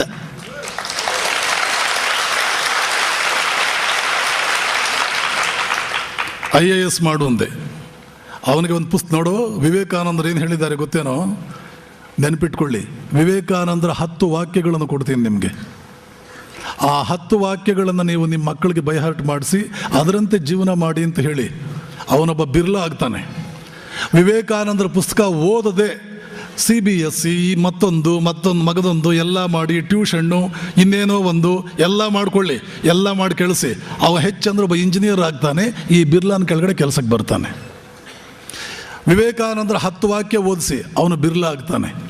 ಎಕ್ಸಾಮಿನೇಷನ್ನಲ್ಲಿ ಕಾಪಿ ಹೊಡೆಯೋದಕ್ಕೆ ಹೋಗಿ ಸಿಕ್ಕಾಕೊಂಡು ಇನ್ನು ಮುಂದೆ ಓದೋದಕ್ಕೆ ಸಾಧ್ಯ ಇಲ್ಲ ಅನ್ನುವಂಥ ಸ್ಥಿತಿಯಲ್ಲಿದ್ದಂಥ ಆಶ್ರಮದ ಒಬ್ಬ ಹುಡುಗ, ಕನ್ನಡವೂ ಬರೆಯೋದಿಲ್ಲ, ಕಾಪಿ ಮಾಡೋದಕ್ಕೆ ಹೋದ. ನನಗೆ ಹೇಳಿದ್ರೆ ನಾನು ಬೈತೀನಿ ಅಂತ ಸುಮ್ಮನೆ ಇದ್ದ. ಯಾರ ಮೂಲಕವೋ ಗೊತ್ತಾಯಿತು, ತಕ್ಕಮಟ್ಟಿಗೆ ಆಶ್ರಮದಲ್ಲಿ ಸ್ವಾಮಿಗಳಿಗೆ ಸೇವೆ ಮಾಡಬೇಕು ಅನ್ನೋ ಸಂಸ್ಕಾರ ಇತ್ತು. ಅಡುಗೆ ಚೆನ್ನಾಗಿ ಮಾಡ್ತಾ ಇದ್ದ. ಅವನು ಹೇಳಿದೆ, ಒಂದು ಹೋಟೆಲ್ ಇಡು, ಹೋಗಲಿ ಉದ್ಧಾರ ಆಗ್ತೀಯ. ಅದು ಚೆನ್ನಾಗಿ ಬೈದು ಒಂದು ಹೋಟೆಲ್ ಇಡು. 5 ಹೋಟೆಲ್ ಇಟ್ಟಿದ್ದಾನೆ ಇವತ್ತು. ಅವನು ಇವತ್ತು 5 ಹೋಟೆಲ್ ಇಟ್ಟಿದ್ದಾನೆ. 200 ಜನರಿಗೆ ನೌಕರಿ ಕೊಡ್ತಾ ಇದ್ದಾನೆ. ವರ್ಷಕ್ಕೆ 20 ಲಕ್ಷ ರೂಪಾಯಿ ಇನ್ಕಮ್ ಟ್ಯಾಕ್ಸ್ ಕಟ್ತಾನೆ. ನಾನು ಅವನು ಹೇಳೋದುಂಟು, ನೋಡು, ಜೀವನದಲ್ಲಿ ತಪ್ಪು ಮಾಡಿಯೂ ಉದ್ಧಾರ ಆಗೋರು ಎಷ್ಟೋ ಜನ ಇರ್ತಾರೆ. ನೀನು ಕಾಪಿ ಮಾಡದೆ ಹೋಗಿದ್ದಿದ್ರೆ ನಿನ್ನ ಜೀವನದಲ್ಲಿ ಉದ್ಧಾರವೇ ಆಗ್ತಾ ಇರಲಿಲ್ಲ. ಕಾಪಿ ಮಾಡಿ ಸಿಕ್ಕಾಕೊಳ್ಳದೆ ಹೋಗಿದ್ದಿದ್ರೆ ಇನ್ನೂ ಉದ್ಧಾರ ಆಗ್ತಾ ಇರಲಿಲ್ಲ. ಕಾಪಿ ಮಾಡೋರು ಇವತ್ತು ಕೋಟ್ಯಾಂತರ ಜನ ಇದ್ದಾರೆ. ನಮ್ಮ ಕರ್ನಾಟಕದಲ್ಲಿ ಮಾಡೋದೇ ಅದು. ದಕ್ಷಿಣ ಕರ್ನಾಟಕದಲ್ಲಿ ಕಾಫಿ ಕುಡಿತಾರೆ, ಉತ್ತರ ಕರ್ನಾಟಕದಲ್ಲಿ ಕಾಪಿ ಮಾಡ್ತಾರೆ. ನೀನು ಸಿಕ್ಕಾಕೊಳ್ಳದೆ ಹೋಗಿದ್ರೆ, ನಿನಗೆ ಅವಮಾನವಾಗದೆ ಹೋಗಿದ್ದಿದ್ರೆ, ನೆನಪಿಟ್ಕೊಳ್ಳಿ, ಜೀವನದಲ್ಲಿ ಅವಮಾನ, ಕಷ್ಟ, ಕಣ್ಣೀರು ಇದು ಭಗವಂತ ಕೊಡುವಂಥ ವರ. ಯಾರಿಗೆ ಜೀವನದಲ್ಲಿ ಕಷ್ಟ ಬರೋದಿಲ್ಲ, ಕಣ್ಣೀರು ಬರೋದಿಲ್ಲ, ಅವಮಾನವಾಗಿಲ್ಲ, ಆ ಲೈಫ್ ವೇಸ್ಟ್, ಟೋಟಲ್ ವೇಸ್ಟ್. ಕುಂತಿ ಕೃಷ್ಣನಿಗೆ ಒಂದು ವರ ಕೇಳ್ತಾಳೆ. ಅತ್ತೆ, ನಿನಗೇನು ವರ ಬೇಕು ಅಂತಂದ ಕುಂತಿ ಕೇಳ್ತಾಳೆ. ಕೃಷ್ಣ, ಹೆಜ್ಜೆ ಹೆಜ್ಜೆಗೂ ದುಃಖಗಳು, ಕಷ್ಟಗಳು, ಅವಮಾನಗಳು, ಕಣ್ಣೀರುಗಳು, ಇಂಥ ವರ ಕೊಡು, ಇಂಥದ್ದೊಂದು ವರ ಕೊಡು. ಯಾಕೆ ಅವಳು ಆ ರೀತಿ ಕೇಳಿದ್ಲು? ಹಾಗೆ ಮಾಡ್ತಾ ಮಾಡ್ತಾ ಕಣ್ಣೀರು ಬರ್ತಾ, ದುಃಖ ಬರ್ತಾ, ಅವಮಾನವಾಗ್ತಾ, ನಿಟ್ಟುಸಿರು ಬರ್ತಾ ಧೀರರಾಗ್ತೇವೆ. ಇಲ್ಲದೆ ಹೋದರೆ ಜನಾನ ಹೆಂಗಸರಾಗ್ಬಿಡ್ತೇವೆ. ಜನಾನ ಹೆಂಗಸರು, ಹಳೆ ಕಾಲದ ಈ ಸುಲ್ತಾನರು, ನವಾಬರು, ಇವರೆಲ್ಲ ರಾಜರಿದ್ದರೆ ಅವರ ಪತ್ನಿಯರು ಜನಾನ ಹೆಂಗಸರು. ಅವರ ಜನಾನ ಬಿಟ್ಟು ಆಚೆಗೆ ಬರೋ ಹಾಗಿರಲಿಲ್ಲ, ಅಲ್ಲೇ ಇರೋದು. ಸುಂದರವಾದಂಥ ಗೊಂಬೆಗಳು, ಅದರ ಆಚೆಗೆ ಇನ್ನೇನು ಮಾಡಲಾರರು, ಅಲ್ಲೇ ಇರತಕ್ಕಂಥದ್ದು. ಆ ಥರ ಆಗ್ಬಿಡ್ತೀವಿ. ರಣರಂಗಕ್ಕೆ ಇಳಿದು ಒಬ್ಬ ನೆಪೋಲಿಯನ್ ಆಗುವಂತಹ ಒಂದು ತಾಕತ್ತು ಬರಬೇಕಾ? ಕಣ್ಣೀರು ಬರಬೇಕು, ಅವಮಾನ ಆಗಬೇಕು, ನಿಟ್ಟುಸಿರಾಗಬೇಕು, ಜೀವನದಲ್ಲಿ ಜಿಗುಪ್ಸೆ ಬರಬೇಕು. ಆ ಜಿಗುಪ್ಸೆ ಬಂದಾಗ ಮುಷ್ಟಿ ಹಿಡಿದು ನಾವು ಪ್ರತಿಜ್ಞೆ ಮಾಡ್ತೀವಿ, ಛೇ, ಈ ಮನುಷ್ಯ ಒಂದು ದಿನ ನನ್ನ ಪಾದಕ್ಕೆ ಶರಣಾಗಬೇಕು, ಹಾಗೆ ಮಾಡಲಿಲ್ಲ ಅಂದರೆ ನಾನೊಬ್ಬ ಮನುಷ್ಯ ಅಲ್ಲ. ಆವಾಗ ನಿಮ್ಮ ಜೀವನದ ಉದ್ಧಾರ ಪ್ರಾರಂಭ ಆಗುತ್ತೆ. ಈ ಹುಡುಗನಿಗೆ ಹೇಳಿದೆ, ನೋಡು, IAS ಮಾಡು. ಯಾಕೆ ಗೊತ್ತಾ? ವಿವೇಕಾನಂದರು ಹೇಳ್ತಾರೆ, ಈ ಪ್ರಪಂಚದಲ್ಲಿ ಏನಾದರೂ ಪಾಪ ಅನ್ನುವಂಥದ್ದಿದ್ರೆ ಏನು ಗೊತ್ತಾ? ಪಾಪ ಇದೆಲ್ಲ ಅರ್ಥ ಮಾಡಿಕೊಳ್ಳಿ. ಯಾವ ರೀತಿಯ ಜ್ಞಾನವೂ ನಮ್ಮ ದೇಶದ ಜನರಿಗೆ ಇವತ್ತಿಲ್ಲ. ಉದ್ಧಾರವಾಗಬೇಕಾದ್ರೆ ಏನು ಜ್ಞಾನ ಬೇಕೋ ಅದರ ಒಂದು ವಾಕ್ಯವೂ ನಮ್ಮ ದೇಶದ ಜನರಿಗೆ ಗೊತ್ತಿಲ್ಲ ಇವತ್ತು. ನಾನು ಆವಾಗ ಒಂದು ಪ್ರಶ್ನೆ ಕೇಳೋದುಂಟು. ಅಮೆರಿಕ ದೇಶದವರು ಲಕ್ಷ್ಮೀ ಪೂಜೆ ಮಾಡ್ತಾರಾ? ಅವ್ರ್ಯಾಕೆ ಶ್ರೀಮಂತರಾದರು? ನೀವು ಯಾವ ಲಕ್ಷ್ಮಿನ ಬಿಟ್ರಿ? ಸಂತಾನ ಲಕ್ಷ್ಮಿ, ಗಜಲಕ್ಷ್ಮಿ, ಧನಲಕ್ಷ್ಮಿ, ಲಕ್ಷ್ಮಿ ಕೃಪೆ ಮಾಡಿದ್ಲ? ಜಪಾನ್ ದೇಶದವರು ಸರಸ್ವತಿ ಪೂಜೆ ಮಾಡ್ತಾರಾ? ಅವ್ರ ಬುದ್ಧಿ ಕೊರತೆ ಇದೆಯಾ? ನಾವು ಸರಸ್ವತಿ, ಶಾರದಾ, ಅದರಲ್ಲೂ ಈಗಂತೂ ಎಕ್ಸಾಮಿನೇಷನ್ ಟೈಮು. ಯಾವ ಗಣೇಶನ ದೇವಸ್ಥಾನ ಮುಂದೆ ನೋಡಿದ್ರು ಸ್ಟೂಡೆಂಟ್ಸೇ ಇರ್ತಾರೆ, ಯಾವ ದೇವಸ್ಥಾನದ ಮುಂದೆ ನೋಡಿದ್ರು ಸ್ಟೂಡೆಂಟ್ಸೇ ಇರ್ತಾರೆ. ಆ ದೇವರು ಇನ್ನೂ ಬುದ್ಧಿವಂತ. ಅವನು ಹೇಳ್ತಾನೆ, ನೋಡು, ನಿನ್ನ ಕಾಲೇಜ್ ಪ್ರಾರಂಭ ಆಗಿದ್ದು ಜುಲೈ ತಿಂಗಳಲ್ಲಿ, 5-6 ತಿಂಗಳು ಬಿಟ್ಕೊಂಡು ಇವಾಗ ಬಂದಿಯಾ? ಇಷ್ಟು ದಿವಸ ನನ್ನ ನೆನಪು ನಿನಗೆ ಆಗಲೇ ಇಲ್ವಾ? ಏನು ಯೋಚನೆ ಮಾಡಬೇಡ, ನಾನು 5-6 ತಿಂಗಳಾದಮೇಲೆ ಅಕ್ಟೋಬರ್ನಲ್ಲಿ ನಿನಗೆ ಆಶೀರ್ವಾದ ಮಾಡ್ತೇನೆ. ಏನು ಯೋಚನೆ ಮಾಡಬೇಡ, ಅಕ್ಟೋಬರ್ನಲ್ಲಿ ಆಶೀರ್ವಾದ ಮಾಡ್ತಾನೆ. ಅವರೆಲ್ಲ ಉದ್ಧಾರವಾದರು, ನಾವು ಯಾಕೆ ಉದ್ಧಾರವಾಗೋದಕ್ಕೆ ಕಷ್ಟವಾಗ್ತಾ ಇದೆ? ಯಾಕೆ? ಭಗವಂತ ಹೇಳ್ತಾನೆ, ಏ ಮನುಷ್ಯ, ಭಾರತೀಯ, ನಿನ್ನ ತಲೆ ಒಳಗಡೆ ಬುದ್ಧಿ ಎನ್ನುವಂಥ ವಜ್ರದ ಒಂದು ಮೈನ್, ಒಂದು ಗಣಿಯನ್ನು ಇಟ್ಟಿದ್ದೇನೆ ನಾನು. ನಿನ್ನ ಮಾನವ ಶರೀರ ಅಂತಿದೆಯಲ್ಲ, ಇದರ ಒಳಗಡೆ ವಜ್ರದ ಗಣಿ ಇಟ್ಟಿದ್ದೇನೆ. ನನ್ನ ಮುಂದೆ ಯಾಕೋ ಗೋಗರಿತೀಯ? ನನ್ನ ಮುಂದೆ ಯಾಕೆ ಹಲ್ಗಿಂಚ್ತೀಯ? ಉಪಯೋಗ ಮಾಡ್ಕೋ ಅದನ್ನು. ಯಾವುದನ್ನು ಉಪಯೋಗ ಮಾಡ್ಕೋಬೇಕು? ಮಾನವ ಶರೀರ ಅನ್ನುವಂಥ ವಜ್ರದ ಗಣಿ. ಕೇವಲ ಮ್ಯಾಂಗನೀಸ್ ಗಣಿ ಉಪಯೋಗ ಮಾಡಿಕೊಂಡು ಎಷ್ಟು ದುಡ್ಡು ಹೊಡೆದ್ರು ಅವರು. ಬಳ್ಳಾರಿ ಗಣಿಗಳು ಮ್ಯಾಂಗನೀಸ್ ಗಣಿ, ಅದರಿಂದ ಅಷ್ಟು ಮೇಲೆ ಬಂದರು, ಅಷ್ಟೆಲ್ಲ ಹಣ ಮಾಡಿದರು. ವಜ್ರದ ಗಣಿ ಇದೆಯಲ್ಲೋ ನಿನ್ನ ಶರೀರದ ಒಳಗಡೆ, ಇದನ್ನು ಉಪಯೋಗ, ಮಾನವ ಶರೀರ ಅನ್ನೋದು ವಜ್ರದ ಗಣಿ ಇದು. ಇದನ್ನು ಉಪಯೋಗ ಮಾಡಿಕೊಳ್ಳದೆ ದೇವರ ಮುಂದೆ ಹಲಗಿಂಜೋದನ್ನು. ತಂದೆ ಮಗನಿಗೆ 100 ಕೋಟಿ ರೂಪಾಯಿ ಕೊಟ್ಟರು ಕೂಡ, ತಂದೆ ನನಗೆ ಸಹಾಯ ಮಾಡುವಂತ ಹಲಗಿಂಜಿದ್ರೆ ಕಪಾಳಕ್ಕೊಂದು ಹೊಡಿತಾನೋ ಇಲ್ವೋ? 100 ಕೋಟಿ ನಿನ್ನ ಬ್ಯಾಂಕ್ನಲ್ಲಿ ಇಟ್ಟಿದ್ದೀನಿ, ಬ್ಯಾಲೆನ್ಸ್ ನಿನ್ನ ಹೆಸರಿನಲ್ಲಿ, ಅಯೋಗ್ಯ, ಮತ್ತೆ ಹಲಗೆ ಉಪಯೋಗ ಮಾಡ್ಕೋ, ಹೋಗೋದನ್ನು ಯೂಸ್ ಮಾಡ್ಕೋ ಅಂತಾನೋ ಇಲ್ವೋ? ಹಾಗೆ ದೇವರು ಹೇಳ್ತಾನೆ, ಭಾರತೀಯರೇ, ಅಮೆರಿಕನ್ನರಿಗೆ ನಾನು ಎಷ್ಟು ಬ್ಯಾಂಕ್ ಬ್ಯಾಲೆನ್ಸ್ ಇಟ್ಟಿದ್ದೀನೋ, ನೀವು ನನ್ನ ಮಕ್ಕಳೇ ನಿಮ್ಮ ಬ್ಯಾಂಕ್ನಲ್ಲೂ ಅಷ್ಟು ಬ್ಯಾಲೆನ್ಸ್ ಇಟ್ಟಿದ್ದೀನಿ. ಅವರು ಈ ಬ್ಯಾಂಕ್ ಬ್ಯಾಲೆನ್ಸ್ ಉಪಯೋಗ ಮಾಡಿಕೊಂಡ್ರು, ನೀವು ಮೂರ್ಖರು, ನೀವು ಉಪಯೋಗ ಮಾಡ್ಕೊಳ್ತಾ ಇಲ್ಲ. ಯಾವುದು ಬ್ಯಾಂಕ್ ಬ್ಯಾಲೆನ್ಸ್? ಅದ್ಭುತವಾದ ಮಾನವ ಶರೀರ, ಅದ್ಭುತವಾದ ಮಾನವ ಶರೀರ. ಅವರು ಉದ್ಧಾರವಾದರೂ ನೀವು ಹಲ್ಗಿಂಚ್ತಾನೇ ಇರ್ತೀರಿ. ಇದನ್ನೆಲ್ಲ ವಿವೇಕಾನಂದರು ಹೇಳಿದ್ದಾರೆ ಕಣೋ. ಆ ಹುಡುಗನಿಗೆ ಹೇಳಿದೆ, ಸ್ಕೂಲ್ ಡ್ರಾಪ್ ಔಟ್ ಆಗಿದ್ದಂಥ ಹುಡುಗನಿಗೆ ಹೇಳಿದೆ, ವಿವೇಕಾನಂದರ ಪ್ರಕಾರ ಪಾಪ ಅಂದರೆ ಏನು ಗೊತ್ತಾ? ನಾನು ಕೈಲಾಗದವನು ಅಂತ ಭಾವಿಸುವುದೇ ಪಾಪ. ನನ್ನ ಕೈನಲ್ಲಿ ಏನಾಗುತ್ತೆ ಅಂತ ನಿಮ್ಮ ಮನಸ್ಸಿಗೇನಾದರೂ ಒಂದು ಭಾವನೆ ಬಂತ, ದೊಡ್ಡ ಪಾಪ ಮಾಡಿದ್ರು ನೀವು ಅಂತ ಅರ್ಥ. ಈ ಪಾಪ ಭಾರತೀಯರು ಮಾಡ್ತಾ ಇರ್ತಾರೆ. ಈ ಪಾಪ ಅಮೆರಿಕನ್ನರು ಮಾಡಲ್ಲ. ಅವ್ರು ಮಾಡೋ ಪಾಪ ಬೇರೆ, ಕಳ್ಳತನ, ಸುಳ್ಳುತನ, ವ್ಯಭಿಚಾರ. ನಾವು ಎಷ್ಟು ಮಾಡ್ತೀವೋ ನಮ್ಮ 100 ಪಟ್ಟು ಮಾಡ್ತಾರೆ ಪಾಪ ಅವರು, ಆ ಪಾಪಗಳು. ಆದರೂ ದೇವರ ಕೃಪೆ ಅವ್ರಿಗಾಗಿದೆಯಲ್ಲ. ಕಳ್ಳತನ, ಸುಳ್ಳುತನ, ವ್ಯಭಿಚಾರ ಭಾರತೀಯರು ಎಷ್ಟು ಮಾಡ್ತಾರೋ ಅದರ 100 ಪಟ್ಟು ಅಮೆರಿಕನ್ನರು ಮಾಡ್ತಾರೆ. ಆದರೂ ಭಗವಂತನ ಕೃಪೆ ಅವ್ರಿಗಾಗಿದೆ. ಕಳ್ಳತನ ಸುಳ್ತನ ಅವೆಲ್ಲ ನಾವು ಮಾಡ್ತಾ ಇಲ್ಲ. ನಮ್ಮ ಮೇಲೆ ಭಗವಂತನ ಕೃಪೆ ಆಗಲಿಲ್ಲ. ಯಾಕೆ? ಮಹಾಪಾಪವನ್ನು ನಾವು ಮಾಡುವಷ್ಟು ಅವರು ಮಾಡುವುದಿಲ್ಲ. ಅವರು ಮಾಡುವುದು ಸಣ್ಣ ಪಾಪಗಳು, ಕಳ್ಳತನ ಸುಳ್ಳುತನ. ನಾವಾದರೂ ಮಹಾಪಾಪ ಮಾಡ್ತೇವೆ. ಯಾವುದಾ ಮಹಾಪಾಪ? ನಾನು ಕೈಲಾಗದವನು, ನನ್ನ ಕೈನಲ್ಲಿ ಏನಾಗುತ್ತೆ? ನಮ್ಮ ಭಾರತೀಯರ ಯೋಚನೆ ಹೇಗೆ ಅಂದರೆ, ನಾನು ಸುಮ್ಮನೆ ಕೂತಿರ್ತೀನಿ, ಅಕ್ಕಿ ನೀರು ಅವೆಲ್ಲ ತಮ್ಮಿಂದ ತಾವೇ ಮಿಕ್ಸ್ ಆಗಬೇಕು. ಸೌದೆ ತನಗೆ ತಾನೇ ಬೆಂಕಿ ಹಚ್ಕೊಂಡು ಒಲೆ ಆಗಬೇಕು. ಆ ಒಲೆ ಮೇಲೆ ಪಾತ್ರೆ ತಾನಾಗೆ ಬಂದು ಕೂತ್ಕೋಬೇಕು. ಅಕ್ಕಿ ಮತ್ತು ನೀರು ತಮ್ಮಿಂದ ತಾವೇ ಚೆನ್ನಾಗಿ ಬೇಕಾಗಬೇಕು. ಘಮ್ ಘಮ್ ಘಮ ಅಂತ ವಾಸನೆ ಬರುವಂಥ ಸುಂದರ ಅದ್ಭುತವಾದಂಥ ಒಂದು ಅನ್ನ, ಚಿತ್ರಾನ್ನ ಎಲ್ಲ ತಮ್ಮಿಂದ ತಾವೇ ಆಗಬೇಕು. ತಾವೇ ಬಂದು ಬಾಯಿಗೆ ಬೀಳಬೇಕು. ಆವಾಗ ನಾನು ಊಟ ಮಾಡ್ತೇನೆ. ಅಡುಗೆ ಮಾಡ್ಕೊ ಅಂದರೆ ನಾನು ಮಾಡಿಕೊಳ್ಳೋದಿಲ್ಲ. ಸೋಮಾರಿ, ಉದ್ಧಾರವಾಗುವ ಲಕ್ಷಣ. ಇದನ್ನೆಲ್ಲ ನೋಡಿ ವಿವೇಕಾನಂದರು 3 ದಿವಸ ನಿದ್ದೆ ಕೆಟ್ಟರು. ಭಾರತೀಯರೇ, ನಿಮ್ಮಲ್ಲಿ ಉದ್ಧಾರವಾಗುವ ಲಕ್ಷಣವೇ ಇಲ್ವಲ್ಲ, ನೀವು ಹೇಗೆ ಉದ್ಧಾರ ಆಗ್ತೀರಿ? ಅದು ಎಷ್ಟು ತಮೋಗುಣ, ಅದು ಎಷ್ಟು ಸೋಮಾರಿತನ, ಅದೆಷ್ಟು ಹೇಡಿತನ. 2 ಸಲ ಪ್ರಯತ್ನ ಮಾಡಿದ್ರೆ ನಿಮ್ಮ ಮೊರೇಲ್, 2 ಸಲ ಪ್ರಯತ್ನ ಮಾಡಿದ್ರೆ ನಿಮ್ಮ ಉತ್ಸಾಹ, ಧೈರ್ಯ ಎಲ್ಲ ಪೂರ್ತಿ ಒಣಗೇ ಹೋಗ್ಬಿಡುತ್ತಲ್ಲ. ನೀವು ಮನುಷ್ಯರ ಜೀವನ ಅಂದರೆ ಏನು ಗೊತ್ತಾ? ವಿವೇಕಾನಂದ ಹೇಳ್ತಾರೆ, Swamiji what is your message? ನಿಮ್ಮ ಸಂದೇಶ ಏನು ಸ್ವಾಮೀಜಿ? ವಿವೇಕಾನಂದ ಹೇಳ್ತಾರೆ, 10 ವರ್ಷಗಳ ಹಿಂದೆ ನಾನು ಕೊಟ್ಟಂಥ ಸಂದೇಶ ಏನು ಅಂತಂದರೆ ಹೋರಾಡು. ಇವತ್ತು ನಾನು ಕೊಡುವ ಸಂದೇಶ ಏನು ಅಂದರೆ ಹೋರಾಡು. 10 ವರ್ಷಗಳ ನಂತರ ನಾನು ಕೊಡುವ ಸಂದೇಶ ಹೋರಾಡು. ಯಾರು ಹೋರಾಡ್ತಾ ಇದ್ದಾರೆ ಅವರು ಬದುಕಿದ್ದಾರೆ, ಯಾರು ಹೋರಾಡ್ತಾ ಇಲ್ಲ ಅವರ ಬದುಕಿಯೂ ಸತ್ತಿದ್ದಾರೆ. ಇದನ್ನೆಲ್ಲ ಹುಡುಗನಿಗೆ ಹೇಳಿದೆ. ಸ್ಕೂಲ್ ಡ್ರಾಪ್ ಔಟ್ ಆದ ಹುಡುಗ ದಿನ ಬರ್ತಿದ್ನಲ್ಲ ನನ್ನ ಹತ್ರ. ಆದ್ದರಿಂದ ನೋಡು, ಮಾರೇತೋ ಹಾಥಿ ಮಾರ್ನಾ, ಲೂಟೇತೋ ಭಂಡಾರ್ ಲೂಟ್ನಾ. ವಿವೇಕಾನಂದರು ಹೇಳ್ತಾರೆ, ಮಹಾಬುದ್ಧಿಶಾಲಿಯೋ ಮಹಾಶಕ್ತಿಶಾಲಿಯೋ ಆದ ದುಷ್ಟನನ್ನು ನಾನು ಯೋಗಿಯನ್ನಾಗಿ ಮಾಡ್ತೇನೆ ಬೇಕಾದರೆ. ಯಾಕೆ? ಅವನಲ್ಲಿ ಶಕ್ತಿ ಇದೆ. ಮಹಾಬುದ್ಧಿಶಾಲಿಯೋ ಮಹಾಶಕ್ತಿಶಾಲಿಯೋ ಆದ ದುಷ್ಟನನ್ನು ನಾನು ಯೋಗಿಯನ್ನಾಗಿ ಮಾಡ್ತೇನೆ. ಬುದ್ಧಿಯೂ ಇಲ್ಲ, ಶಕ್ತಿಯೂ ಇಲ್ಲ, ಯಾರ ತಂಟೆಗೂ ಹೋಗುವುದಿಲ್ಲ, ಒಳ್ಳೆಯವನು ಅಂತಿದಾನಲ್ಲ, ಅವನನ್ನು ನಾನು ಯಾವ ಕಾಲಕ್ಕೆ ಯೋಗಿಯನ್ನಾಗಿ ಮಾಡಲಾರೆ. ಅವನು ಯೋಗಿಯಾಗಲಾರ, ಅವನು ಅನ್ಫಿಟ್, ಟೋಟಲ್ ಅನ್ಫಿಟ್. ಇದರ ಅರ್ಥ ಏನು? ಎಲ್ಲಿ ಶಕ್ತಿ ಇದೆಯೋ ಅಲ್ಲಿ ಮಾತ್ರ ಆಧ್ಯಾತ್ಮಿಕತೆ ಇದೆ, ಯೋಗಿಯಾಗುವ ಯೋಗ್ಯತೆ ಇದೆ, ಅರ್ಹತೆ ಇದೆ. ಆಧ್ಯಾತ್ಮಿಕತೆ ಅಂದರೆ ಶಕ್ತಿ. ಮೊದಲು ಶಕ್ತಿಯನ್ನು ದುಷ್ಟಶಕ್ತಿಯಾಗಿರಲೇಬೇಕಾದ್ರೆ ಪರಮ ದುಷ್ಟನ ಏನು ಯೋಚನೆ ಮಾಡೋ ಹಾಗಿಲ್ಲ. ಪರಮ ಬುದ್ಧಿಶಾಲಿಯೂ ಆಗಿದ್ದಾನ, ಜೊತೆಗೆ ಪರಮ ಶಕ್ತಿಶಾಲಿಯೂ ಆಗಿದ್ದಾನ, ಅವನು ಯೋಗಿ ಆಗಬಲ್ಲ. ರತ್ನಾಕರ ದಿನಕ್ಕೆ 100-200 ಕೊಲೆ ಮಾಡ್ತಾ ಇದ್ದ. ವೀರಪ್ಪನ್ ನಾಚ್ಕೊಂಡು ಸಾಯ್ಬೇಕು ಅವನ ಮುಂದೆ, ಅಂಥ ದುಷ್ಟ. ದಿನಕ್ಕೆ 100-200 ಕೊಲೆ ಮಾಡ್ತಾ ಇದ್ದ. ನಾರದ ಹೇಳ್ದ, ಎಷ್ಟು ದೊಡ್ಡ ದುಷ್ಟನಾಗಿದ್ದೀಯೋ ನೀನು, ಚಿಂತೆ ಇಲ್ಲ, ನಿನ್ನಲ್ಲಿ ಮಹಾಶಕ್ತಿ ಇದೆ, ಆದ್ದರಿಂದ ನೀನು ಯೋಗಿ ಆಗಬಲ್ಲೆ. ಈ ಪಾಪಗಳಿಂದ ಪಾರಾಗಬೇಕು ಅಂದರೆ ನೀನು ಯೋಗಿ ಆಗೋದೊಂದೇ. ಹಿಮಾಲಯಕ್ಕಿಂತಲೂ ದೊಡ್ಡದಾಗಿದೆ ನಿನ್ನ ಪಾಪ ರಾಶಿ. ಏನು ಯೋಚನೆ ಮಾಡಬೇಡ, ನಾನು ನಿನ್ನ ಯೋಗಿಯನ್ನಾಗಿ ಮಾಡ್ತೇನೆ. ತಗೋ ಈ ಮಂತ್ರ ಜಪಿಸು ಅಂತ ರಾಮನಾಮವನ್ನು ಕೊಟ್ಟ.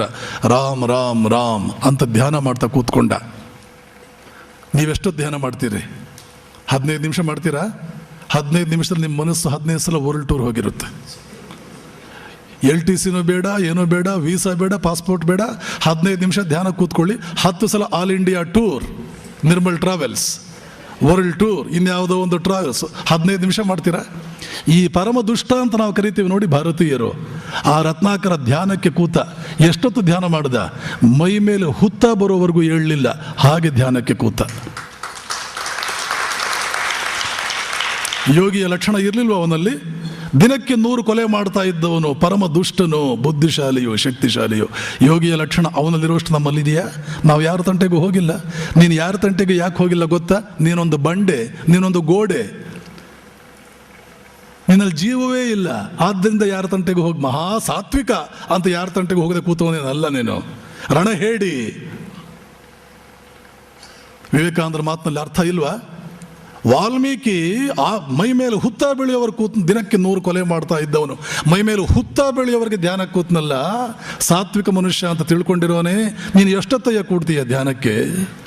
15 ನಿಮಿಷ ಕೊಡ್ತೀಯನಯ್ಯ, ಅರ್ಧ ಗಂಟೆ ಕೊಡ್ತೀಯ, 1 ಗಂಟೆ ಕೊಡ್ತೀಯ, ಮೈ ಮೇಲೆ ಹುತ್ತ. ಒಂದು ದಿನವಾ? ವರ್ಷಗಳ ಗಟ್ಟಲೆ ಕೂತ್ರೆ ಮೈ ಮೇಲೆ ಹುತ್ತ ಬರೋದು. 1 ವರ್ಷ ಕೂತ್ಕೋಬೇಕು ಕನಿಷ್ಠ. ಧ್ಯಾನ ಕೂತವನು ಏಳಲಿಲ್ಲ, ಮಧ್ಯೆ ಮಧ್ಯೆ ಎದ್ದು ಹೋದವನಲ್ಲ. ಒಂದು ಸಲ ಧ್ಯಾನಕ್ಕೆ ಕೂತವನು 1 ವರ್ಷ ಏಳಲಿಲ್ಲ ಅಂದರೆ ಅವನೇನು ಸಾಮಾನ್ಯ ಯೋಗಿಯೋ? ಅಂಥ ಯೋಗಿಯೂ ಆಗಬಲ್ಲ ದುಷ್ಟನಾದವನು, ಶಕ್ತಿಶಾಲಿಯಾದವನು. ದುಷ್ಟನೂ ಅಲ್ಲ, ಶಕ್ತಿಶಾಲಿಯೂ ಅಲ್ಲ. ನಿನ್ನ ಕೈಯಲ್ಲಿ ಏನಾಗುತ್ತೆ? ಮಣ್ಣಂಗಟ್ಟೆ. ಆದ್ದರಿಂದ ನೆನಪಿಟ್ಕೋ, ಹೋರಾಡು.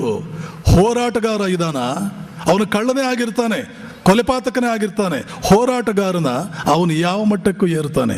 ಆಧ್ಯಾತ್ಮಿಕವಾಗಿಯೂ ಏರ್ತಾನೆ, ಪ್ರಾಪಂಚಿಕವಾಗಿಯೂ ಏರ್ತಾನೆ, ಅಧಿಕಾರದಲ್ಲೂ ಏರ್ತಾನೆ, ಮತ್ತೊಂದರಲ್ಲೂ ಏರ್ತಾನೆ. ಆದ್ದರಿಂದ ಹೋರಾಡೋದನ್ನು ಕಲಿ. ನಿನ್ನ ಜೀವನದ ಉಸಿರನ್ನಾಗಿ ಮಾಡ್ಕೋ, ಸ್ವಭಾವವನ್ನಾಗಿ ಮಾಡ್ಕೋ. ಭಾರತೀಯನೇ, ನಿನಗೆ ಈ ಲಕ್ಷಣವೇ ಇಲ್ಲ.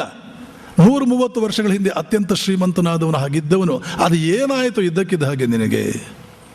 ಇದನ್ನೆಲ್ಲ ವಿವೇಕಾನಂದರು 8-9 ಪುಸ್ತಕಗಳಲ್ಲಿ ಭಾರತೀಯರನ್ನು ಕುರಿತು ಅದು ಎಷ್ಟು ಮಾತುಗಳನ್ನು ಹೇಳಿದ್ದಾರೆ. ಇದನ್ನೆಲ್ಲ ಹುಡುಗನಿಗೆ ಹೇಳಿದೆ. ಆದ್ದರಿಂದ ನೋಡು, ನೀನು IAS ಮಾಡಬೇಕು. ನಿಮಗೆಲ್ಲ ಆಶ್ಚರ್ಯವಾಗುತ್ತೆ. ಕನ್ನಡ ಮೀಡಿಯಂ, ಆ ಹೆಸರು ಕೇಳಿದ್ರೇ ನಮಗೆ ತಡ್ಕೊಳ್ಳೋಕೆ ಕಷ್ಟ. ಮಕ್ಕಳು ಕನ್ನಡ ಮೀಡಿಯಂನಲ್ಲಿ ಓದೋದಾ?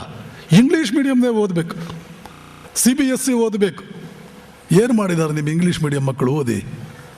ಈ ಹುಡುಗ ಕನ್ನಡ ಮೀಡಿಯಮು ಮೊದಲನೇ ಅಟೆಂಪ್ಟ್ಗೆ IPS ಪಾಸ್ ಮಾಡಿದ. ಮೊದಲನೇ ಅಟೆಂಪ್ಟ್. ಇವತ್ತು ಬೆಳಗಾಂನಲ್ಲಿದ್ದಾನೆ, ಅಡಿಷನಲ್ SP. ಇನ್ನೊಂದು ವರ್ಷಕ್ಕೆ SP ಆಗ್ತಾನೆ. ಅವ್ನು ಮೊನ್ನೆ ಮದುವೆ ಆಯಿತು 15 ದಿವಸದ ಹಿಂದೆ. ಎಲ್ಲಿಂದ ಬಂತು? ಸರಿಯಾದ ಶಕ್ತಿಯ ಪಾಠಗಳನ್ನು ಹೇಳಿಕೊಡಿ ನಮ್ಮ ದೇಶದ ಜನರಿಗೆ.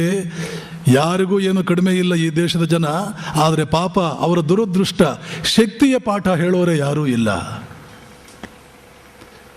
ಶಕ್ತಿಯ ಪಾಠ ಹೇಳೋರೆ ಯಾರೂ ಇಲ್ವಾ? ಆ ಮೋದಿ ಕೇರ್ನವರು ಆ 2 ಪುಸ್ತಕಗಳಲ್ಲಿ ಶಕ್ತಿಯ ಪಾಠ ಹೇಳಿದ್ದಾರೆ.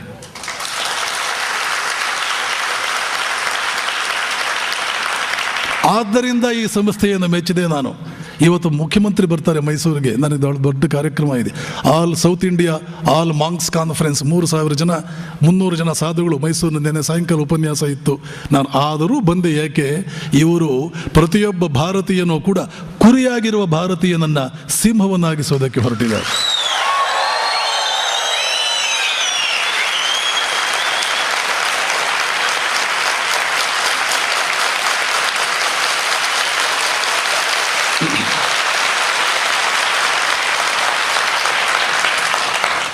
ಯಾವುದನ್ನು ಇವತ್ತು ನಮ್ಮ ಶಿಕ್ಷಣ ಇಲಾಖೆ ಮಾಡೋಕ್ಕಾಗುತ್ತಾ ಇಲ್ವೋ ಅದನ್ನು ಮಾಡೋದಕ್ಕೆ ಹೊರಟಿದ್ದಾರೆ.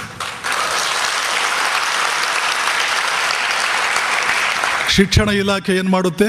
ನೀನೊಬ್ಬ ಇಂಜಿನಿಯರ್ ಆಗು, ಎಲ್ಲರ ಮುಂದೆ, ಸಿಕ್ಕಿದವ್ರ ಮುಂದೆ ಎಲ್ಲ ಕೈ ಜೋಡಿಸು, ನಿನ್ನ ಮೂಳೆ ಮುರಿದು ಹೋಗೋ ಹಾಗೆ ಬೆನ್ನು ಬಗ್ಗಿಸು. ಅವ್ರು ಎಷ್ಟು ಬೈದ್ರು ಬೈಸ್ಕೋ, ಅವರ ದಾಸನಾಗಿ ಬದುಕೋ, ತಿಂಗಳಿಗೆ ಒಂದು 30,000 ರೂಪಾಯಿ ತೊಗೊಂಡು ಬಾ. ಇದು ನಮ್ಮ ಶಿಕ್ಷಣ ಪದ್ಧತಿ ಕಲಿಸೋದು. ನಾನು ಏನು ಹೇಳ್ತೇನೆ ಗೊತ್ತಾ?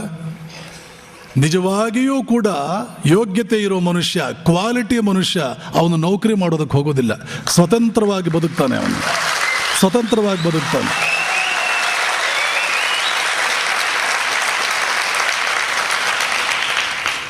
ಒಂದು ತಿಂಗಳಿಗೆ 10 ಲಕ್ಷ ಸಂಬಳ ಬರಬಹುದು. ಆದರೆ ನೆನ್ಪಿಟ್ಕೋ, 10 ಲಕ್ಷ ಸಂಬಳ ತಗೊಳ್ಳುವಂತಹ ನೌಕರಸ್ಥನೇ ನೀನೊಬ್ಬ ಹಮಾಲಿ. ಸ್ವತಂತ್ರವಾಗಿ ಬದುಕ್ತಾರ. 10,000 ರೂಪಾಯಿ ಗಳಿಸಿ ತನ್ನ ಕಾಲ ಮೇಲೆ ತನಗೆ ತಾನೇ ಯಜಮಾನನ. ನೀನು ಧೀರ.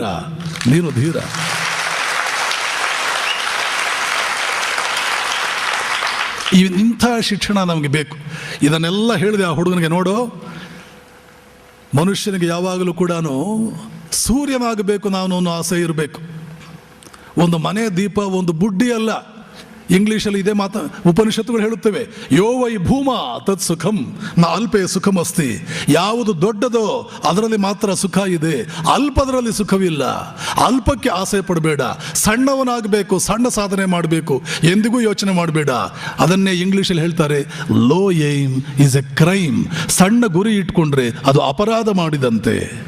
ಒಂದು ಸಣ್ಣ ಗುರಿ ಇಟ್ಕೊಂಡ್ರೆ ಅದು ಅಪರಾಧ ಮಾಡಿದಂತೆ.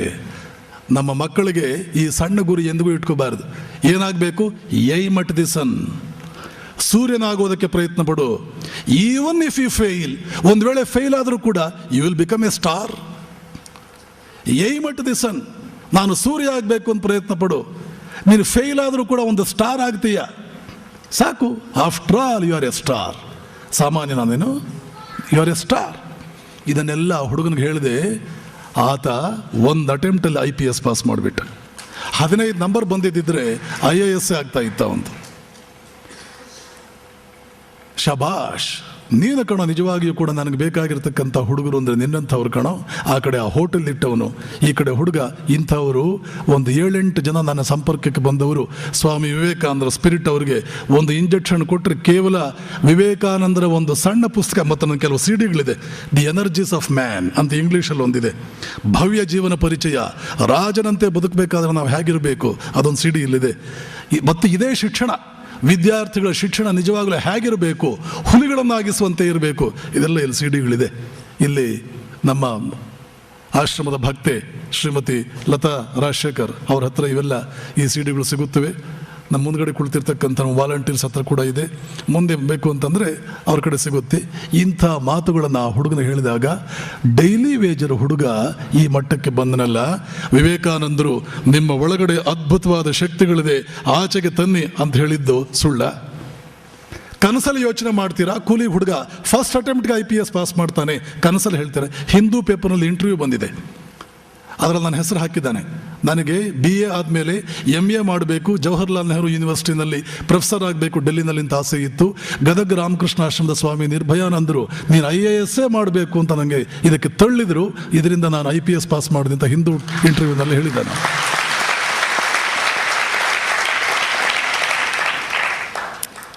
ಅದೇ ಥರ ಆವಾಗಲೇ ಒಂದು ಮಾತು ಹೇಳಿದೆ ನಾನು ಹೀಗೆ ಹೇಳಿದ್ರೆ ನಿಮ್ಗೆ ಅನಿಸುತ್ತೆ, ಸ್ವಾಮೀಜಿ ನಾನು ಕೂಡ ಲೈಫಲ್ಲಿ ಸಾಧನೆ ಮಾಡಬೇಕು. ವೆರಿ ಗುಡ್, ರಕ್ತ ಬಿಸಿಯಾಗಬೇಕು. ಇವತ್ತಿನಿಂದಲೇ ನನಗೆ ಹೊಸ ಜನ್ಮ ಬಂದಿದೆ, ಹೊಸದಾಗಿ ನಾನು ಹೊಸ ಮನುಷ್ಯನಾಗಿದ್ದೇನೆ, ಒಬ್ಬ ಹೊಸ ಜನ್ಮ ಬಂದಿದೆ, ನನ್ನ ಬರ್ತ್ಡೇ ಚೇಂಜ್ ಆಯಿತು, ಅದು ಇವತ್ತು ನಾನು ಹೊಸ ಮನುಷ್ಯನಾಗಿ ಹುಟ್ಟಿದ್ದೇನೆ. ತಾಯಿ ಹೊಟ್ಟೆಯಲ್ಲಿ ಹುಟ್ಟಿದಂಥ ಜನ್ಮ ಬೇರೆ, ಇವತ್ತಿನ ಜನ್ಮ ಬೇರೆ. ಮೊದಲು ನಿರ್ಧರಿಸಬೇಕು ನೀವು ಇದನ್ನು. ಶಿಕ್ಷಣ ಅಂದರೆ ಏನು ಗೊತ್ತಾ? ಭಾರತೀಯ ಸಂಸ್ಕೃತಿಯಲ್ಲಿ ಶಿಕ್ಷಣ ಅಂತಂದರೆ ದ್ವಿಜತ್ವಂ. ದ್ವಿಜ ಅಂತಂದರೆ ಬ್ರಾಹ್ಮಣ ಅಂತಲ್ಲ. ಇವೆಲ್ಲ ಏನೇನೋ ಅರ್ಥಗಳು ಕೆಡಿಸಿಟ್ಬಿಟ್ಟಿದ್ವು, ಅದು ಹೌದು, ಆದರೆ ಅಷ್ಟೇ ಅಲ್ಲ. ದ್ವಿಜ, ಎರಡನೇ ಜನ್ಮ ಪಡ್ಕೊಂಡವನು. ಎರಡನೇ ಜನ್ಮ. ಯಾರು ಎರಡನೇ ಜನ್ಮ? ಈ ರವಿ, ಹಿಂದುಳಿದ ವರ್ಗಗಳ ಹುಡುಗ, ಎರಡನೇ ಜನ್ಮ ಪಡ್ಕೊಂಡ, ದ್ವಿಜನಾದ. ತಂದೆ ತಾಯಂದ್ರ ಹೊಟ್ಟೆಯಲ್ಲಿ ಹುಟ್ಟಿರ್ತಕ್ಕಂಥ ಜನ್ಮಕ್ಕೆ ಭಾರತೀಯ ಸಂಸ್ಕೃತಿಯಲ್ಲಿ ನಾವು ಮಹತ್ವವನ್ನೇ ಕೊಡೋದಿಲ್ಲ. ವಾಲ್ಮೀಕಿಗೆ ನಾವು ಮಹತ್ವ ಅವನು ಎಲ್ಲಿ ಹುಟ್ಟಿದ? ಅವನು ಬೇಡ್ರವನು. ಯಾರು ಮಹತ್ವ ಕೊಟ್ಟಿದ್ದಾರೆ ಅವನಿಗೆ? ಮಹಾ ಮಡಿವಂತರಾಗಿರ್ತಕ್ಕಂಥ, ಸಂಪ್ರದಾಯಸ್ಥರಾಗಿರ್ತಕ್ಕಂಥ, ಪರಮ ಸಂಪ್ರದಾಯಸ್ಥರಾಗಿರ್ತಕ್ಕಂಥ ಬ್ರಾಹ್ಮಣರು ವಾಲ್ಮೀಕಿ, ಮುನಿಪುಂಗವ, ನಿನ್ನ ಕೃಪಾಶೀರ್ವಾದ ಇರಲಿ ಅಂತ ಕೈ ಜೋಡಿಸಿ ಅವನು ಬರೆದ ಪುಸ್ತಕಕ್ಕೆ ಸಾಷ್ಟಾಂಗ ನಮಸ್ಕಾರ, ಅವನ ಫೋಟೋಗೆ ಸಾಷ್ಟಾಂಗ ನಮಸ್ಕಾರ ಹಾಕ್ತಾ ಇಲ್ವಾ? ಯಾರು ಬೆಲೆ ಕೊಡ್ತಾರೆ ಮೊದಲನೇ ಜನ್ಮಕ್ಕೆ? ಬೆಲೆ ಕೊಡುವುದು ನಮ್ಮ ದೇಶದ ಸಂಸ್ಕೃತಿಯಲ್ಲಿ ಎರಡನೇ ಜನ್ಮ. ಯಾವುದು ಎರಡನೇ ಜನ್ಮ? ಗುರುವಿನ ಕೈನಲ್ಲಿ ಶಿಕ್ಷಣ ಪಡ್ಕೊಂಡ ಮೇಲೆ ನೀನು ಎಂಥ ಮನುಷ್ಯನಾಗಿ ಎರಡನೇ ಜನ್ಮ ಪಡ್ಕೊಂಡೆ. ಎರಡನೇ ಜನ್ಮ ಪಡ್ಕೊಂಡಿಯೋ ಆ ಹಳೆ ಮನುಷ್ಯ, ಹಳೆ ರಾಗ, ಅದೇ ಹಳೆ ಮನುಷ್ಯ ಹಳತು, ಆ ಹಳತು ಮನುಷ್ಯನಾಗಿ ಉಳಿದೆಯೋ, ಹೊಸ ಹೀರೋ, ಹೊಸ ಹುಲಿಯಾಗಿ ಮತ್ತೆ ಬಂದಿಯೋ. ಈ ಟ್ರೈನಿಂಗ್ ಕೈನಲ್ಲಿ, ಈ ಮೋಟಿವೇಶನ್ ಕ್ಯಾಂಪ್ನಲ್ಲಿ, ಈ ಶಿಬಿರದಲ್ಲಿ, ಈ ತರಬೇತಿ ಕ್ಲಾಸ್ನಲ್ಲಿ, ಈ ಗುರುಗಳ ಕೈನಲ್ಲಿ ಹೊಸ ಮನುಷ್ಯನಾಗಿ ಬಂದಿಯೋ, ಅದೇ ಹಳತು ಹಳೆ ಮನುಷ್ಯನಾಗಿ ಉಳಿದಿಯೋ. ಹಳೆ ಮನುಷ್ಯನಾಗಿ ಉಳಿದ ಛೇ, ಹೋಗಿ ಮತ್ತೆ ಹೊಸ ಮನುಷ್ಯನಾಗಿ ಬಾ. ಶಿಕ್ಷಣ, ಗುರುಗಳು, ತಂದೆ ತಾಯಿಯಂದರು, ಸಂಸ್ಕಾರಗಳು ಹೊಸ ಮನುಷ್ಯನ ನಿರ್ಮಾಣ ಮಾಡಬೇಕು. ಯಾವಾಗ ಹೊಸ ಮನುಷ್ಯ? ಹೊಸ ಮನಸ್ಸಾದರೆ ಆಯಿತು. ಶರೀರಕ್ಕೆ ಏನು ಬೆಲೆ? ಅದೇ ಶರೀರ ಇರಲಿ. ಮೋಹನದಾಸ ಕರಮಚಂದ ಗಾಂಧಿ ಅವನು ಮಾಡದೇ ಇದ್ದಂಥ ಚಟಗಳೇ ಇಲ್ಲ, ಅವನಲ್ಲಿದ್ದಂಥ ದುರ್ವಿದ್ಯೆಗಳೇ ಇಲ್ಲ. ಎಲ್ಲ ದುರ್ವಿದ್ಯೆಗಳು ಇತ್ತು ಅವನಲ್ಲಿ. ಮೋಹನದಾಸ ಕರಮಚಂದ ಗಾಂಧಿ ಅದೇ ಶರೀರವೇ, ಆದರೆ ಮುಂದೆ ಒಂದು ದಿನ ಚೇಂಜ್ ಆದ. ಮಹಾತ್ಮ ಗಾಂಧಿ ಆದ. ಇಲ್ಲಿ ಮನಸ್ಸು ಪರಿವರ್ತನೆಯಾಗಿ ಪರಮ ನೀಚನು, ಪರಮ ದುಷ್ಟನು, ಪರಮ ಕ್ರೂರಿಯು, ಕೊಲೆಪಾತಕನು ರತ್ನಾಕರ ಅದೇ ಶರೀರ ಮುಂದೆ ಯಾವುದೋ ಮಹಾತ್ಮನ ಕೈನಲ್ಲಿ ಸಿಕ್ಕಿ ಮಹರ್ಷಿ ವಾಲ್ಮೀಕಿಯಾದ. ದ್ವಿಜತ್ವಂ, ಎರಡನೇ ಮನುಷ್ಯ ಆದ. ಶರೀರ ಅದೇ ಇದೆ, ಇದ್ರೇನಂತೆ. ಶರೀರಕ್ಕೆ ಏನು ಮಹತ್ವ? ಏನು ಶರೀರಕ್ಕೆ ಮಹತ್ವ? ಮನಸ್ಸಿಗಲ್ವ ಮಹತ್ವ. ಆದ್ದರಿಂದ ಎರಡನೇ ಜನ್ಮ ಪಡ್ಕೊಳ್ಳಿ. ಹಳೆ ಮನುಷ್ಯರಾಗಿ ಉಳಿದ್ರು ಎಷ್ಟು ನಷ್ಟ. ವಜ್ರದ ಗಣಿಯನ್ನಿಟ್ಟುಕೊಂಡು ಸಾಮಾನ್ಯನಂತೆ ಬದುಕುವುದು ಎಂತಹ ದುರವಸ್ಥೆ ಇದು. ಎಂತಹ ದುರವಸ್ಥೆ ಇದು. ಏನೂ ಇರಲಿಲ್ಲ ಬಡವನಾಗಿದ್ದೀನಿ ಅಂದರೆ ಹೋಗಲಿ, ವಜ್ರದ ಗಣಿಯನ್ನು ಇಟ್ಕೊಂಡು ಬಡವನಾಗೋದು ಅಂದರೆ ಯಾವ ದೇವರು ಕಾಪಾಡ್ತಾನೋ ನಿನಗೆ? ಮನುಷ್ಯ ಜನ್ಮ ಅಂದರೆ ಏನು ಸ್ವಲ್ಪ ಇದೆಯಾ ಅದರ ಒಳಗಡೆ ಶಕ್ತಿಗಳು? ಈ ಹುಡುಗನ ನೋಡು, ವಾಲ್ಮೀಕಿಯನ್ನು ನೋಡು. ನಮ್ಮ ಹುಡುಗ ನಮ್ಮ ದೇಶದವನೇ, ನೆನ್ನೆ ಮೊನ್ನೆ ಆದ 2-3 ಜನ 2 ವರ್ಷದ ಹಿಂದೆ ನಡೆದ ಘಟನಾವಳಿಗಳನ್ನು ನೋಡು. IPS ನಾಳೆ ಇಡೀ ಇಂಡಿಯಾಗೆ KPS ಗಿಲ್ ಆಗ್ತಾನೆ, ಒಂದು ಸಂಸ್ಥೆ ಗವರ್ನರ್ ಆಗ್ತಾನೆ. ಕೂಲಿ ಮಾಡ್ತಾ ಇದ್ದವನು ಗವರ್ನರ್ ಆದ, ಕೂಲಿಯವನು ಗವರ್ನರ್ ಆಗ್ತಾನೆ. ನಿನಗೇನಾಗಿದೆ? ಅವನ ಅಪ್ಪನಿಗಿದ್ದಷ್ಟು ಕಷ್ಟ ನಿಮ್ಮಪ್ಪನಿಗಿದೆಯಾ? ರಾತ್ರಿ ಹೊತ್ತು ಬಾರ್ ಅಂಡ್ ರೆಸ್ಟೋರೆಂಟಲ್ಲಿ ಕೆಲಸ ಮಾಡಿ, ಕೂಲಿ ಮಾಡಿ, ಕನ್ನಡ ಮೀಡಿಯಂ ಓದಿ, ಎಲ್ಲರಿಗೂ ಜಿ ಅಂತ ಅಂದುಕೊಂಡು ಇಷ್ಟು ಕಷ್ಟದಲ್ಲಿ ಇದೆಯಾ ನೀನು ಯಾಕಪ್ಪ ಆಗ್ತಾ ಇಲ್ಲ? ನಿನ್ನಲ್ಲಿ ವಜ್ರದ ಗಣಿ ಇದೆ ಅಂತ ನಿನಗೆ ಗೊತ್ತಿಲ್ಲ. ಅದಕ್ಕಿಂತಲೂ ದೊಡ್ಡ ಶಾಪ ಯಾವುದೂ ಇಲ್ಲ. ಅವನಿಗೆ ಗೊತ್ತಾಗೋಯ್ತು ವಜ್ರದ ಗಣಿ ಇದೆ ಅಂತ, ಅದಕ್ಕಿಂತಲೂ ದೊಡ್ಡ ವರ ಯಾವುದೂ ಇಲ್ಲ. ಹಾಗಾದರೆ ವರ ಅಂದರೆ ಏನು? ನಾನು ಏನೆಲ್ಲ ಸಾಧಿಸಬಲ್ಲೆ ಅಂತ ತಿಳ್ಕೊಳ್ಳೋದು, ಸಾಧಿಸಬೇಕು ಅನ್ನೋ ಹಠ ಹಿಡಿಯೋದು, ಇದೇ ವರ. ಶಾಪ ಯಾವುದು? ನನ್ನ ಒಳಗಡೆ ಏನೂ ಇಲ್ಲ, ನನ್ನ ಒಳಗಡೆ ಏನಿದೆ ಅಂತ ತಿಳ್ಕೊಳ್ಳದೇನೆ ಇರೋದು, ಮತ್ತು ತಿಳ್ಕೊಳ್ಳದೆ ಮೂರ್ಖರಂತೆ, ಸಾಮಾನ್ಯರಂತೆ ಇವತ್ತೊಂದು ಕಷ್ಟ, ನಾಳೆ ಒಂದು ಕಷ್ಟ, ಅಸಹಾಯಕತೆ. ಅದನ್ನು ಮಾಡೋಣ ಅಂದರೆ ಒಂದು ಕಷ್ಟ, ಅಸಹಾಯಕತೆ, ಅದಿಲ್ಲ ಇದಿಲ್ಲ. ನನ್ನ ಗುರುಗಳಾದ ಪರಮ ಪೂಜ್ಯ ಸ್ವಾಮಿ ಪುರುಷೋತ್ತಮಾನಂದ ಹೇಳ್ತಾ ಇದ್ರು, ನಾವೆಲ್ಲ ಹುಡುಗರಾಗಿದ್ದಾಗ, ನೋಡು, ಹೊರಗಡೆ ಪ್ರಪಂಚದಲ್ಲಿ ಬದುಕ್ತೀಯೋ ಮಹಾರಾಜನಂತೆ ಬದುಕು. ಒಂದು ದಿಕ್ಕಿಗೆ ಹೋಗೋದಕ್ಕೆ ಒಂದು ಕಾರು, 25 ಜನ ಆಳುಗಳು. ಹೊರಗಡೆ ಬದುಕ್ತೀಯೋ ಮಹಾರಾಜನಂತೆ ಬದುಕು. ಇದೆಲ್ಲವೂ ಕೂಡ ಅಶಾಶ್ವತ. ನನಗೆ ಇಂಟ್ರೆಸ್ಟ್ ಇಲ್ಲ ಅಂತೀಯೋ, ಬಾ ಸನ್ಯಾಸಿಯಾಗು, ಭಗವಂತನ ಸಾಕ್ಷಾತ್ಕಾರ ಪಡ್ಕೊ, ದೇವರ ದರ್ಶನ ಪಡ್ಕೊ, ದಿನಕ್ಕೆ 20 ಗಂಟೆ ಧ್ಯಾನ ಮಾಡು, ಭಗವದ್ ದರ್ಶನ ಪಡ್ಕೊ. ಇವೆರಡೂ ಬಿಟ್ಟು ಬೇರೆ ಏನಾದರೂ ಆಗಿದ್ದೀಯಾ, your life is an utter waste. ನಿನ್ನ ಜೀವನ ಹಾಳಾಗಿ ಹೋಯಿತು ಅಂತ ಅಂದ್ಕೋ, ವೇಸ್ಟ್ ಆಗೋಯ್ತು ಅಂತ. ಅದೊಂದು ರೀತಿ ಆತ್ಮಹತ್ಯೆ. ಉಸಿರಾಡ್ತಾ ಇದೆಯಾ, ಆದರೆ ಆತ್ಮಹತ್ಯೆ ಮಾಡ್ಕೊಂಡಿದೆಯಾ ಯಾವತ್ತು? ಬದುಕಿದೆಯೋ ಹೊರಗಡೆ ಮಹಾರಾಜನಂತೆ ಬದುಕು, ಗೃಹಸ್ಥನಾಗ್ತೀಯೋ ಒಬ್ಬ ಮಹಾರಾಜನಂತೆ ಬದುಕು. ಇದು ಭಾರತೀಯ ಸಂಸ್ಕೃತಿ. ಗುಬ್ಬಚ್ಚಿಗಳಂತೆ ಬದುಕೋದಲ್ಲ, ಹುಲಿಯಂತೆ ಬದುಕು ಹೊರಗಡೆ ಪ್ರಪಂಚದಲ್ಲಿ. ಯಾಕೆ? ಅಷ್ಟು ಶಕ್ತಿ ಇದೆ. ಏನು ದುರ್ವಸ್ಥೆ ಇದು? ಯಾಕೆ ಈ ರೀತಿ ಬದುಕ್ತಾ? ನಮಗೆ ಕೊಡಬೇಡಿ, ನಮ್ಮ ಮಠಕ್ಕೆ ಪಾದ ಪೂಜೆ ಮಾಡಬೇಡಿ, ನಮಗೆ ದುಡ್ಡು ಕೊಡಬೇಡಿ, ಮಠಕ್ಕೆ ಡೊನೇಷನ್ ಕೊಡಬೇಡಿ, ನೀವು ಬದುಕಿ. ಯಾಕೆ? ವಿವೇಕಾನಂದರು ನಿಮಗೋಸ್ಕರ ಕಣ್ಣೀರು ಹಾಕಿದ್ರು. ನನ್ನ ಭಾರತ, ಆ ಮನುಷ್ಯ ಕಣ್ಣಲ್ಲಿ ರಕ್ತ ಸುರಿಸಿದ ನಿಮ್ಮ ದುರ್ವಸ್ಥೆಯಿಂದ ನೋಡಿ. ನೀವೇನು ದುಡ್ಡು ಕೊಡಬೇಕು ರಾಮಕೃಷ್ಣಾಶ್ರಮಕ್ಕೆ ಅಂತ ಆತ ಬಯಸಿದ್ನ? ಜೀವನದಲ್ಲಿ ನಿದ್ದೆ ಮಾಡಿದ್ದು 2 ರಾತ್ರಿ. ಅವರು ಬೇರೆ ರಾತ್ರಿ ಏನು ಮಾಡಿದರು? ಅಳತಾ ಹೆಣ್ಣಿಗನಂತೆ, ಹೆಂಗಸರಂತೆ ಅಳತಾ ಕೆಲವು ದಿನ 2 ಬೆಡ್ ಸ್ಪ್ರೆಡ್ ಚೇಂಜ್ ಮಾಡಬೇಕಾಗಿತ್ತು, ಅಷ್ಟು ಅಳ್ತಾ ಇದ್ರು. ಯಾಕೆ ಅಳ್ತಾ ಇದ್ರು? ಭಾರತೀಯರೇ, ಎಷ್ಟು ಅದ್ಭುತವಾಗಿದ್ದವರು ನೀವು, ನಿಮಗೆ ಯಾಕೆ ಈ ದುರ್ವಸ್ಥೆ ಬಂತು? ಮತ್ತೆ ನಿಮ್ಮನ್ನು ಹೇಗೆ ನಾನು ಮೇಲಕ್ಕೆತ್ತೋದು? ನಾನು ಏನು ಹೇಳಿದ್ರೂ ಕೂಡ ನೀವು ಜಾಗೃತರಾಗಬೇಕು ಅಂತ ಅನಿಸ್ತಾ ಇಲ್ವಲ್ಲ? ನಿಮ್ಮ ರೀತಿಗಳನ್ನು ಬದಲಾಯಿಸ್ಕೊಳ್ಬೇಕು, ಹುಲಿಗಳಂತೆ ಆಗಬೇಕು ಅನ್ನೋ ಆಸೆನೇ ಬರ್ತಾ ಇಲ್ವಲ್ಲ? ಯಾರು ಶಾಪ ಹಾಕಿದ್ರು ನಿಮಗೆ? ಮರದ ರೆಂಬೆಗಳಂತೆ, ಮರದ ದಿಮ್ಮಿಗಳಂತೆ ಬದುಕ್ತಾ ಇದ್ದೀರಲ್ಲ ಅಂತಾರೆ. Lumps of clay, encrustations of ignorance, breathing corpses, ಉಸಿರಾಡುವ ಹೆಣಗಳಂತೆ ಬದುಕ್ತಾ ಇದ್ದೀರಿ. ದೊಡ್ಡ ಮಣ್ಣಿನ ಬೊಂತೆಗಳಂತೆ ಬದುಕ್ತಾ ಇದ್ದೀರಿ. ನಿಮ್ಮೊಳಗಡೆ ಏನೂ ಇಲ್ವಾ? ಕೊನೆಗೊಂದು ದುಷ್ಟ ಕೆಲಸ ಆದರೂ ಮಾಡಿ, ಅಟ್ಲೀಸ್ಟು ಸ್ವಲ್ಪ ಏನೋ ತಪ್ಪು ಕೆಲಸಗಳಾದರೂ ಮಾಡಿ. ಸೋದರಿ ನಿವೇದಿತಾ ಒಂದ್ಸಲ ಹೇಳಿದ್ಲು, ಭಾರತೀಯರು ಬಹಳ ಒಳ್ಳೆಯವರು ಸ್ವಾಮೀಜಿ, ಯಾಕೆಂದರೆ ಅಪರಾಧಗಳ ಸಂಖ್ಯೆ ಇಂಗ್ಲೆಂಡ್ಗಿಂತ ಇಲ್ಲಿ ಬಹಳ ಕಡಿಮೆ. ವಿವೇಕಾನಂದ ಹೇಳ್ತಾರೆ, ಅಯ್ಯೋ, ಭಾರತೀಯರು ದೊಡ್ಡ ಅಪರಾಧಿಗಳಾಗಿದ್ದರೆ ನಾನು ಎಷ್ಟು ಸಂತೋಷ ಪಡ್ತಾ ಇದ್ದೆ ನಿವೇದಿತಾ. ಯಾಕೆ ಗೊತ್ತಾ? ಅಪರಾಧ ಮಾಡೋ ತಾಕತ್ತೂ ಇಲ್ಲ ಅವರಲ್ಲಿ, ಏನೋ ತಪ್ಪು ಮಾಡೋ ತಾಕತ್ತು ಕೂಡ ಇಲ್ಲ. ಅಷ್ಟು ನಿರ್ಜೀವಿಗಳು, ಉಸಿರಾಡುವ ಹೆಣಗಳದು. ಇಂಗ್ಲೆಂಡ್ನವ್ರಿಗೆ ತಾಕತ್ತಿದೆ, ಅಟ್ಲೀಸ್ಟ್ ಅಪರಾಧ ಆದರೂ ಮಾಡ್ತಾರೆ. ಇವ್ರಿಗೆ ಅದು ಕೂಡ ಮಾಡುವ ಯೋಗ್ಯತೆ ಇಲ್ಲ, ಅಷ್ಟು ನಿರ್ವೀರ್ಯರಾಗಿಬಿಟ್ಟಿದ್ದಾರೆ. ಇದು ಭಾರತೀಯ ಸಂಸ್ಕೃತಿ ಅಲ್ಲ.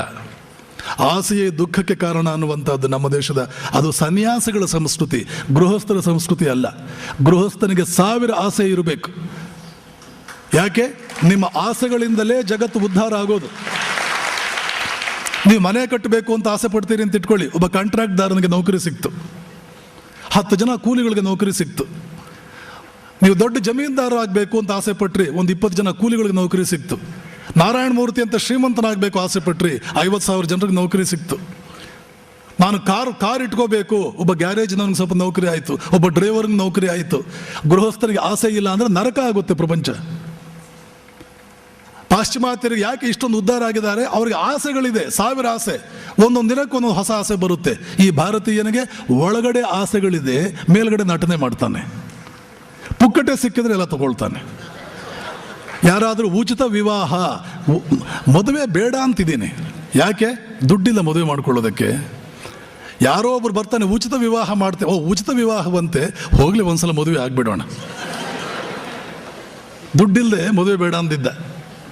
ನಮ್ಮ ಬಿಜಾಪುರ ಕಡೆ ಭಾಳ ಚೆನ್ನಾಗಿ ಹೇಳ್ತಾರೆ, ನನಗೆ ಹಾಲು ಒಲ್ಲೆ, ಮೊಸರು ಒಲ್ಲೆ, ತುಪ್ಪ ಒಲ್ಲೆ. ಎಂಥ ವೈರಾಗ್ಯವಂತನಪ್ಪ ಇವನು. ಯಾಕಪ್ಪ ಒಲ್ಲೆ? ಇಲ್ಲದ್ದಕ್ಕೆ ಒಲ್ಲೆ.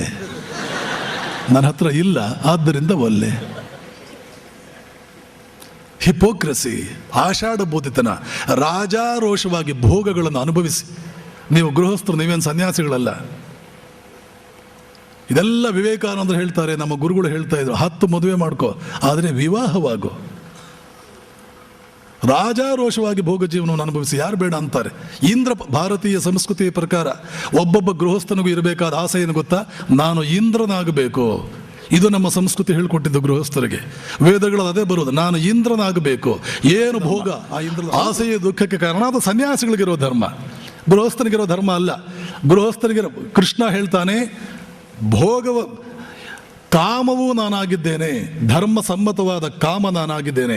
ಧರ್ಮ ಅವಿರುದ್ಧ ಭೂತೇಶು ಕಾಮೋಸ್ಮಿ ಅರ್ಜುನ, ಧರ್ಮ ಸಮ್ಮತವಾದ ಕಾಮವೇ ನಾನಾಗಿದ್ದೇನೆ. ಅದು ಭಗವತ್ ಸ್ವರೂಪ. ಇದಕ್ಕಿಂತ ಹೆಚ್ಚಿಗೆ ಏನು ಹೇಳಬೇಕು? ಪರಮಾತ್ಮ ಹೇಳ್ತಾನೆ. ಆದ್ದರಿಂದ ಮೊದಲು ನಮ್ಮ ದೃಷ್ಟಿಕೋನ ಬದಲಾವಣೆ ಮಾಡ್ಕೋಬೇಕು. ಸರಳತೆ, ಸಿಂಪಲ್ ಲಿವಿಂಗು ಬೆಂಕಿಗೆ ಹಾಕಿ ಆ ಫಿಲಾಸಫಿಗಳನ್ನ. ಸರಳತೆ ಯಾವುದು ಗೊತ್ತಾ? 25 ಕಾರ್ ಇರಬೇಕು, 2 ಅರಮನೆಗಳಿರಬೇಕು, ಆವಾಗ ಗುಡಿಸಲ್ನಲ್ಲಿ ಮಲ್ಕೋಬೇಕು, ವಾಕಿಂಗ್ ಹೋಗಬೇಕು.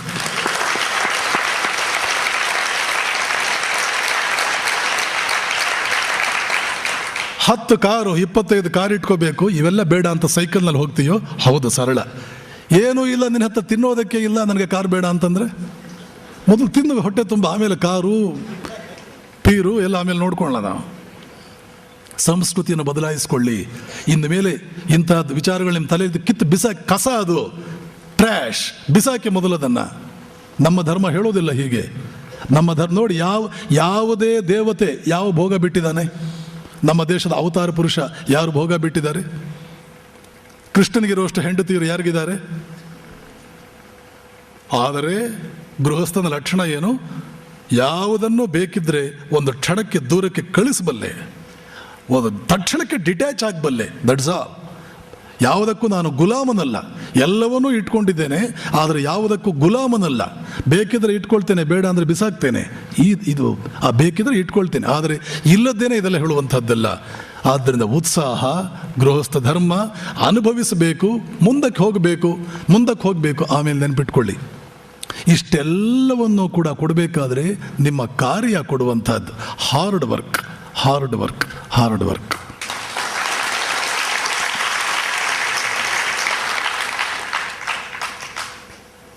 ಕಾರ್ಯ, ಕ್ರಿಯೆ, ವರ್ಕ್, ಇದು ಕೊಡದೇ ಇರತಕ್ಕಂಥದ್ದು ಏನಿದೆ ಈ ಜಗತ್ತಿನಲ್ಲಿ?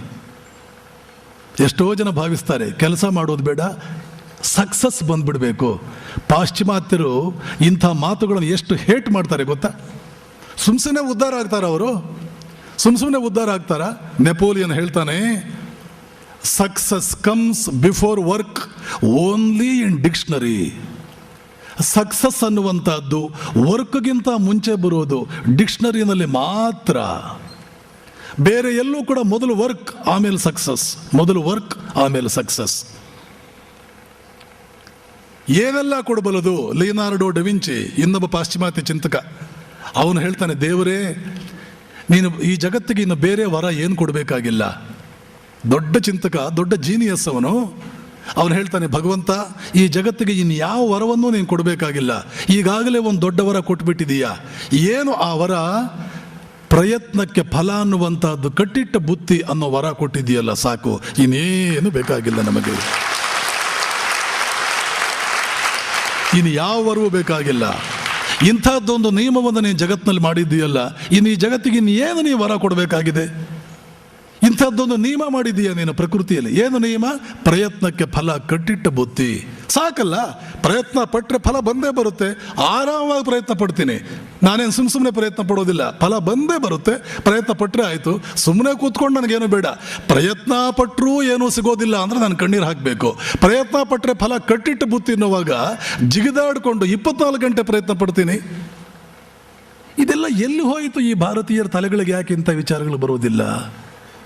ಇವರು ಯಾಕೆ ಇದನ್ನೆಲ್ಲ ಅರ್ಥ ಮಾಡ್ಕೊಳ್ಳೋದಿಲ್ಲ? ಪಾಶ್ಚಿಮಾತ್ಯರು ಹಾಗಾದರೂ ಹೀಗಾದರೂ ಅಂತ ಅವ್ರ ಹೇರ್ ಸ್ಟೈಲು, ಅವರ ಜನವರಿ 1ನೇ ತಾರೀಕು, ಅವ್ರ ಇನ್ನು ಬೇರೆ ಬೇರೆ ತಾರೀಕುಗಳು, ಕುಡಿಯೋದು ಕುಣಿಯೋದು, ಇದನ್ನೆಲ್ಲ ಅನುಸರಿಸ್ತಾರಲ್ಲ. ಅವರು ಉದ್ಧಾರವಾಗುವ ಮಾರ್ಗಗಳನ್ನು ಕಂಡುಕೊಂಡಿದ್ದಾರೆ. ಅದನ್ನ ಯಾಕೆ ಭಾರತೀಯರು ಅನುಸರಿಸ್ತಾ ಇಲ್ಲ? ಏನಾಗಿದೆ ಈ ಭಾರತೀಯರಿಗೆ? ಲಿಯನಾರ್ಡೋ ಡೆವಿಂಚಿನ ಮಾತಿದೆ, ಪ್ರಯತ್ನಕ್ಕೆ ಫಲ ಅನ್ನುವಂಥ ವರ ಕೊಟ್ಟೆ. O lord, thou givest us everything at the price of an effort. How great are you. Thou givest us everything. ನೀನು ಏನು ಬೇಕಾದ್ರೂ ಕೊಡ್ತೀಯ ನಮಗೆ at the price of an effort. ಒಂದು ಎಫರ್ಟ್ ಹಾಕಿದರೆ, ಪ್ರಯತ್ನ ಹಾಕಿದರೆ, ದೌ ಗಿವೆಸ್ಟ್ ಎಸ್ ಎವ್ರಿಥಿಂಗ್, ಎಲ್ಲವನ್ನೂ ಕೊಡ್ತೀಯ. How great are you. ಎಷ್ಟು ಗ್ರೇಟ್ ನೀನು ನಿಜವಾಗಲೂ ಕೂಡ. ಪ್ರಯತ್ನವೇ ಮಾಡಲ್ಲ ನಾವು.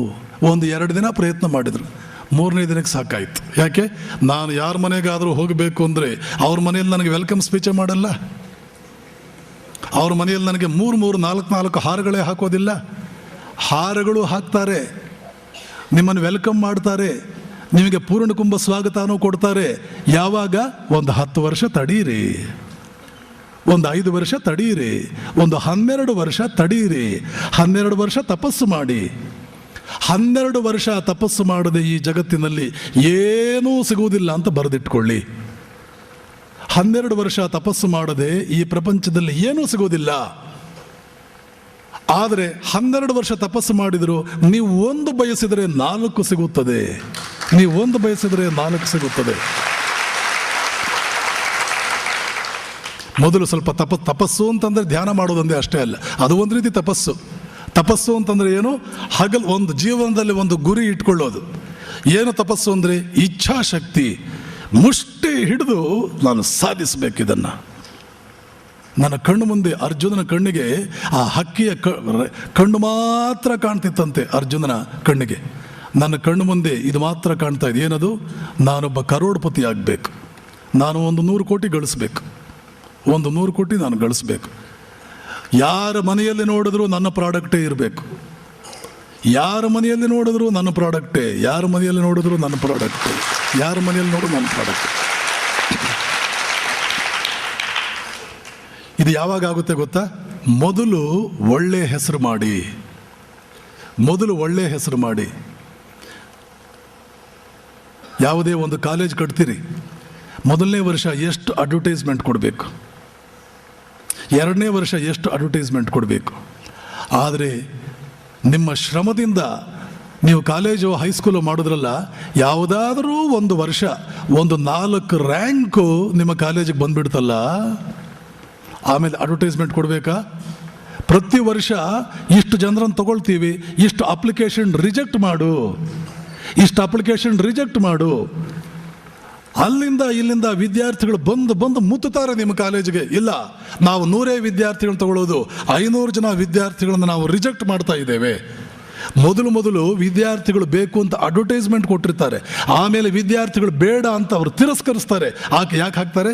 ಹೆಸರು ಬಂದುಬಿಡ್ತು, ಹೆಸರು ಬಂದುಬಿಡ್ತು. ಹೆಸರು ಬಂದ ಮೇಲೆ ನಾಮೊಂದು ತಾಮೊಂದು ಅಂತ ಬಂದರು. ಆವಾಗ ನಾವೇ ಸೆಲೆಕ್ಟ್ ಮಾಡ್ಕೊಳ್ಬೇಕಾಯಿತು, ಯಾರನ್ನು ತಗೊಳ್ಳೋಣ, ಯಾರನ್ನು ಬೇಡ ಅಂತ ಪಕ್ಕಕ್ಕೆ ಕಳಿಸೋಣ. ಯಶಸ್ಸಿನ ಗುರಿ ಇಷ್ಟೇ. ಮೊದಲು ಹೆಸರು ಮಾಡಿ. ಯಾವಾಗ ಹೆಸರು ಮಾಡ್ತೀರಿ ನೆನ್ಪಿಟ್ಕೊಳ್ಳಿ, ದುಡ್ಡನ್ನು ಗುರಿಯಾಗಿಟ್ಕೊಂಡ್ರೆ ಹೆಸರು ಬರಲ್ಲ. ದುಡ್ಡನ್ನು ಗುರಿಯಾಗಿಟ್ಕೊಂಡ್ರೆ ಹೆಸರು ಬರಲ್ಲ. ನನ್ನ ಕಸ್ಟಮರ್ಸು, ನಿಮ್ಮ ಕಸ್ಟಮರ್ಸ್ ಏನನ್ಬೇಕು ಅಂದರೆ, ಇಂಥ ಮನುಷ್ಯ ಮೋದಿ ಕೇರ್ನ ನನ್ನ ಮನೆಗೆ ಬರ್ತಾನೆ, ಎಂಥ ಪ್ರಾಡಕ್ಟ್ ಕೊಡ್ತಾನೆ, ಎಷ್ಟು ಒಳ್ಳೆ ಪ್ರಾಡಕ್ಟ್ ಕೊಡ್ತಾನೆ, ಮತ್ತು ಆತ ಬಂದಾಗ ಅದು ಎಷ್ಟು ಸುಸಂಸ್ಕೃತವಾಗಿ ನಮ್ಮ ಜೊತೆ ಮಾತಾಡ್ತಾನೆ, ಎಂತಹ ಮಾನವೀಯ ಗುಣಗಳು.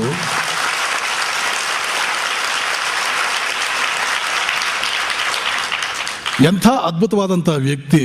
ನಾನೇನಾದರೂ ಸೋಪ್ ತಗೊಂಡ್ರೆ ಅವನ ಹತ್ರ ತಗೊಳ್ತೇನೆ, ಇಲ್ಲಾಂದರೆ ಸೋಪೇ ಇಲ್ಲದೆ 3 ದಿನ ಸ್ನಾನ ಮಾಡ್ತೇನೆ.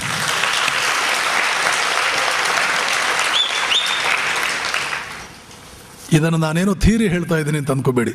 ನನ್ನ ಜೀವನದಲ್ಲಿ ಹಾಗೆ ಸಾಧನೆ ಮಾಡಿದವನು ನಾನು. ಪೂರ್ವಾಶ್ರಮದಲ್ಲಿ ನಾನು ಕೂಡ ಒಂದು ರಾಷ್ಟ್ರೀಕೃತ ಬ್ಯಾಂಕಲ್ಲಿದ್ದೆ. ವಿಶೇಷವಾಗಿ ಮುದುಕರು, ಬಡವರು, ಬ್ಯಾಂಕು ಅಂದರೆ ಹಣಕಾಸಿನ ವ್ಯವಹಾರ. ಅವರು ದುಡ್ಡು ತುಂಬೋದಕ್ಕೆ, ದುಡ್ಡು ತಗೊಳ್ಳೋದಕ್ಕೆ ಅಂತ ಬ್ಯಾಂಕಿಗೆ ಬರೋರು. ಆವತ್ತು ನಾನೇನಾದರೂ ಬ್ಯಾಂಕ್ನಲ್ಲಿಲ್ಲ ಅಂದರೆ ಹೊರಟೋಗೋರು, ಮಾರನೇ ದಿನ ಬರೋರು. ನನ್ನ ನೋಡೋರು, ಅಲ್ಲಿ ನಾನಿಲ್ಲ ಅಂತಂದರೆ ಹೊರಟೋಗ್ಬಿಡೋರು. ಏನ್ರಿ ಬಂದ್ರಿ? ಹಾಗೆ ಬಂದಿದ್ದೀವ್ರಿ. ಬೇರೆಯವ್ರು ಕೇಳ್ತಿದ್ರು, ಏನ್ರಿ ಬಂದ್ರಿ ಹಾಗೆ ಹೊರಟಿದ್ದೀರಲ್ರಿ? ಹಾಗೆ ಬಂದಿದ್ದೀವಿ ಹೇಳ್ರಿ. ಕಸ್ಟಮರ್ ಬ್ಯಾಂಕಿಗೆ ಬರೋನು. ಆವತ್ತು ನಾನು ಬ್ಯಾಂಕ್ನಲ್ಲಿಲ್ಲ ಅಂತ ಇಟ್ಕೊಳ್ಳಿ, ಬೇರೆ 4-5 ಜನ ಇದ್ದರು, ಎಲ್ಲ 5-6 ಜನ ಇದ್ದರು. ಆದರೆ ಅವನು ದುಡ್ಡು ತುಂಬ್ತಿರ್ಲಿಲ್ಲ, ದುಡ್ಡು ವಿತ್ಡ್ರಾನು ಮಾಡ್ತಿರ್ಲಿಲ್ಲ, ಡಿಪಾಸಿಟು ಮಾಡ್ತಿರ್ಲಿಲ್ಲ. ಇದು ಬಿಜಾಪುರ ಭಾಷೆ, ತುಂಬೋದು ತಗೊಳ್ಳೋದು ಎಲ್ಲ ಕೂಡ. ಆವತ್ತು ಅವನು ತುಂಬುತ್ತಾನೂ ಇರಲಿಲ್ಲ, ಅಥವಾ ಡೆಪಾಸಿಟು ಮಾಡ್ತಿರ್ಲಿಲ್ಲ, ತಗೊಳ್ತಾನೋ, ಹಾಗೆ ಹೊರಟೋಗೋನು. ನಾನು ಬಂದಿದ್ದೀನಿ ಅಂತ ಗೊತ್ತಾದ ಮೇಲೆ ಕನ್ಫರ್ಮ್ ಮಾಡಿಕೊಂಡು ಬ್ಯಾಂಕಿಗೆ ಬರೋನು. ಆವಾಗ ಅದನ್ನು ಡೆಪಾಸಿಟ್ ಮಾಡೋದು, ವಿತ್ಡ್ರಾ ಮಾಡೋದು ಮಾಡೋನು. ಆವಾಗ ಬೇರೆಯವರೆಲ್ಲ ಅಂದರು, ನಿನ್ನೆ ಬಂದಿದ್ದರು, ನೀವಿರಲಿಲ್ಲ, ಹಾಗೆ ವಾಪಸ್ ಹೋಗಿದ್ದಾರೆ ನೋಡ್ರಿ ಇವರು. ಇದೆಲ್ಲ ನಾನು ಲೈಫ್ನಲ್ಲಿ ಮಾಡಿ ತೋರಿಸ್ದವನು. ಏನೋ ಥಿಯರಿ ಹೇಳ್ತಾ ಇದ್ದೀನಿ ಅಂತ ಅಂದ್ಕೋಬೇಡಿ. ಹಾಗೇನೆ ನೀವು ಕೂಡ ನಿಮ್ಮ ಕಸ್ಟಮರ್ಸ್ ಏನೇನು ಬೇಕು ಗೊತ್ತಾ? ಈ ಮೋದಿ ಕೇರ್ನವರು ಇಂಥ ಮನುಷ್ಯ ಈ ಪ್ರಾಡಕ್ಟ್ ತಂದು ಕೊಡ್ತಾನ, ನನಗಿರಲಿ, ಇಲ್ಲ ಅಂದರೆ ಒಂದು 8 ದಿನ ತಡ ಆಗಲಿ, ಆದರೆ ನಾನು ಇನ್ನೊಂದು ಕಡೆ ಪ್ರಾಡಕ್ಟ್ ತಗೊಳ್ಳೋದಿಲ್ಲ. ಇದನ್ನು ನಿಮ್ಮ ಎಲ್ಲರ ಬಾಯಿನಲ್ಲಿ ತರಿಸಿದ್ರು ಯಶಸ್ಸು ನಿಮಗೆ ಕಾಲು ಕಸ. ಯಶಸ್ಸು ನಿಮಗೆ ಕಾಲು ಕಸ. ಒಬ್ಬ ಗುರು, ಒಬ್ಬ ಶಿಕ್ಷಕನಿಗೆ ವಿದ್ಯಾರ್ಥಿಯೇ ದೇವರು. ಆ ದೇವರು ಸುಪ್ರೀತನಾಗ್ಬಿಟ್ಟ, ಇನ್ನು ಆ ಗುರುವಿಗೆ ಯಾವುದರ ಕೊರತೆಯೂ ಇಲ್ಲ ಜೀವನದಲ್ಲಿ. ಒಬ್ಬ ಬಿಸ್ನೆಸ್ ಮ್ಯಾನ್, ಅವನಿಗೆ ಯಾರು ದೇವರು? ಅವನ ಕಸ್ಟಮರೇ ದೇವರು. ಆ ದೇವರು ಸುಪ್ರೀತನಾಗ್ಬಿಟ್ಟ, ಆ ಕಸ್ಟಮರ್ ಅನ್ನೋ ದೇವರು ಸುಪ್ರೀತನಾಗ್ಬಿಟ್ಟ, ಆ ಬಿಸ್ನೆಸ್ ಮ್ಯಾನ್ಗೆ ಇನ್ಯಾವ ಕೊರತೆಯೂ ಇಲ್ಲ ಜೀವನದಲ್ಲಿ. ಒಬ್ಬ ಡಾಕ್ಟ್ರಿಗೆ ಪೇಷಂಟೇ ದೇವರು. ಪೇಷಂಟ್ಗಳು ಆ ಡಾಕ್ಟ್ರ್ ಹತ್ರ ಹೋಗಿ ಸುಮ್ಮನೆ ಅವ್ರ ಕೈ ಕೊಟ್ಟು ಅವ್ರ ಕೈ ಹೀಗೆ ಹಿಡ್ಕೊಂಡ್ರೆ ಸಾಕು, ನಮ್ಮ ಕಾಯಿಲೆ ಎಲ್ಲ ಹೋಗ್ಬಿಡುತ್ತೆ ನೋಡ್ರಿ. ಅವ್ರ ಮುಖದಲ್ಲಿ ಎಂಥ ನಗೆ, ಎಂಥ ಒಂದು ಆತ್ಮೀಯತೆ, ಎಂಥ ಎಷ್ಟು ಒಳ್ಳೆಯವರು, ಏನಪ್ಪ ಚೆನ್ನಾಗಿದೆಯಾ ಅಂತ ಒಂದು ವಾಕ್ಯ ಬರುತ್ತೆ ಅವ್ರ ಬಾಯಿನಲ್ಲಿ. ಅದು ಕೇಳಿಬಿಟ್ರೆ ಕಾಯಿಲೆನೇ ಹೋಗ್ಬಿಡುತ್ತೆ ನೋಡಿ. ಪೇಷಂಟ್ ಅನ್ನುವಂತಹ ದೇವರನ್ನು ಈ ಡಾಕ್ಟ್ರ್ ಮೆಚ್ಚಿಸಿದಾನ, ಇನ್ನು ಆ ಡಾಕ್ಟ್ರಿಗೆ ಯಾವ ಕೊರತೆಯೂ ಇಲ್ಲ. ನಿಮ್ಮ ಡಾಕ್ಟ್ರು, ನಿಮ್ಮ ದೇವರುಗಳು ನಿಮ್ಮ ಕಸ್ಟಮರ್ಸ್. ಈ ದೇವರನ್ನು ನೀವು ಸುಪ್ರೀತಿಗೊಳಿಸಿದ್ರಿ ಸಾಕು. ಆಮೇಲೆ ಉತ್ಸಾಹದಿಂದ ಹೋಗ್ತಾ ಇದ್ದೀರಿ. ನಮ್ಮ ಭಾರತೀಯರಿಗೆ ಆರಂಭ ಶೂರತ್ವ, ಉತ್ಸಾಹದಿಂದ ಹೋಗ್ತಾ ಇರ್ತಾರೆ. ಮಧ್ಯೆ ಏನಾದರೂ ಒಂಚೂರು ಅವಮಾನವಾಯಿತು, ಯಾಕೆ ಮನೆಗೂ ನೀವು ಹೋಗ್ತೀರಿ, ಹೋಗ್ರಿ ನೀವು ಮಾಡೋದಕ್ಕೆ ಬೇರೆ ಕೆಲಸ ಇಲ್ಲ ಅಂತ ಯಾರು ಅಂದ್ಬಿಡ್ತಾರೆ. ಅಲ್ಲ, ಅವರು ನಿಮಗಿಂತ 5 ರೂಪಾಯಿ ಕಡಿಮೆ ಕೊಡ್ತಾರೆ, ಮತ್ತು ನಿಮ್ದು ಯಾಕೆ 5 ರೂಪಾಯಿ ಜಾಸ್ತಿ ಅಂತ ಅಂದ್ಬಿಡ್ತಾರೆ. ನಿಮ್ಗೆ ಆವಾಗಲೇ ಅದು ತಲೆನೋವಾಗುತ್ತೆ. ಹೀಗೆ ಯುದ್ಧವನ್ನು ಗೆಲ್ಲುವುದಕ್ಕೆ ಹೊರಟಾಗ ಚೆನ್ನಾಗಿ ನೆನ್ಪಿಟ್ಕೊಳ್ಳಿ, ಇದು ಹೋರಾಟ, ಜೀವನ ಹೋರಾಟ. ಹೋರಾಟ ಅಂತಂದರೆ ಏನು? ಆರ್ಡ್ಸ್ ವಿರುದ್ಧವಾಗಿ ಕೆಲಸ ಮಾಡೋದು. ನಿಮ್ಮ ಜೀವನವೇ ಒಂದು ಹೋರಾಟ. ಇಲ್ಲಾಂದರೆ ಒಂದು ನೌಕರಿಗೆ ಹೋಗ್ಬಿಡಿ. ಎಲ್ಲೋ ಒಂದು ನೌಕರಿ ಕೊಡ್ತಾರೆ, ತಿಂಗಳು ಬಂದ ಸಂಬಳ ಬರುತ್ತೆ, ಅದು ಗೂಟಕ್ಕೆ ಕಟ್ಟಿ ಹಾಕಿರೋ ದನ ಇದ್ದ ಹಾಗೆ. ಆದರೆ ರೇಡಿಯಸ್ ಆಚೆಗೆ ಎಂದಿಗೂ ಹೋಗೋದಕ್ಕೆ ಸಾಧ್ಯವಿಲ್ಲ. ಅಷ್ಟಂತೂ ಸಿಗುತ್ತೆ, ದೊಡ್ಡದು ಸಿಗೋದು ಇಲ್ಲ, ಸಣ್ಣದು ಹೋಗೋದು ಇಲ್ಲ. 6ಕ್ಕೆ ಏರಲಿಲ್ಲ, 3ಕ್ಕೆ ಇಳಿಲಿಲ್ಲ. ಆದರೆ ಇದು 6 ಕೋಟಿ ಮಾಡುವ ಕೆಲಸಕ್ಕೆ ಬಂದಿದ್ದೀರಿ.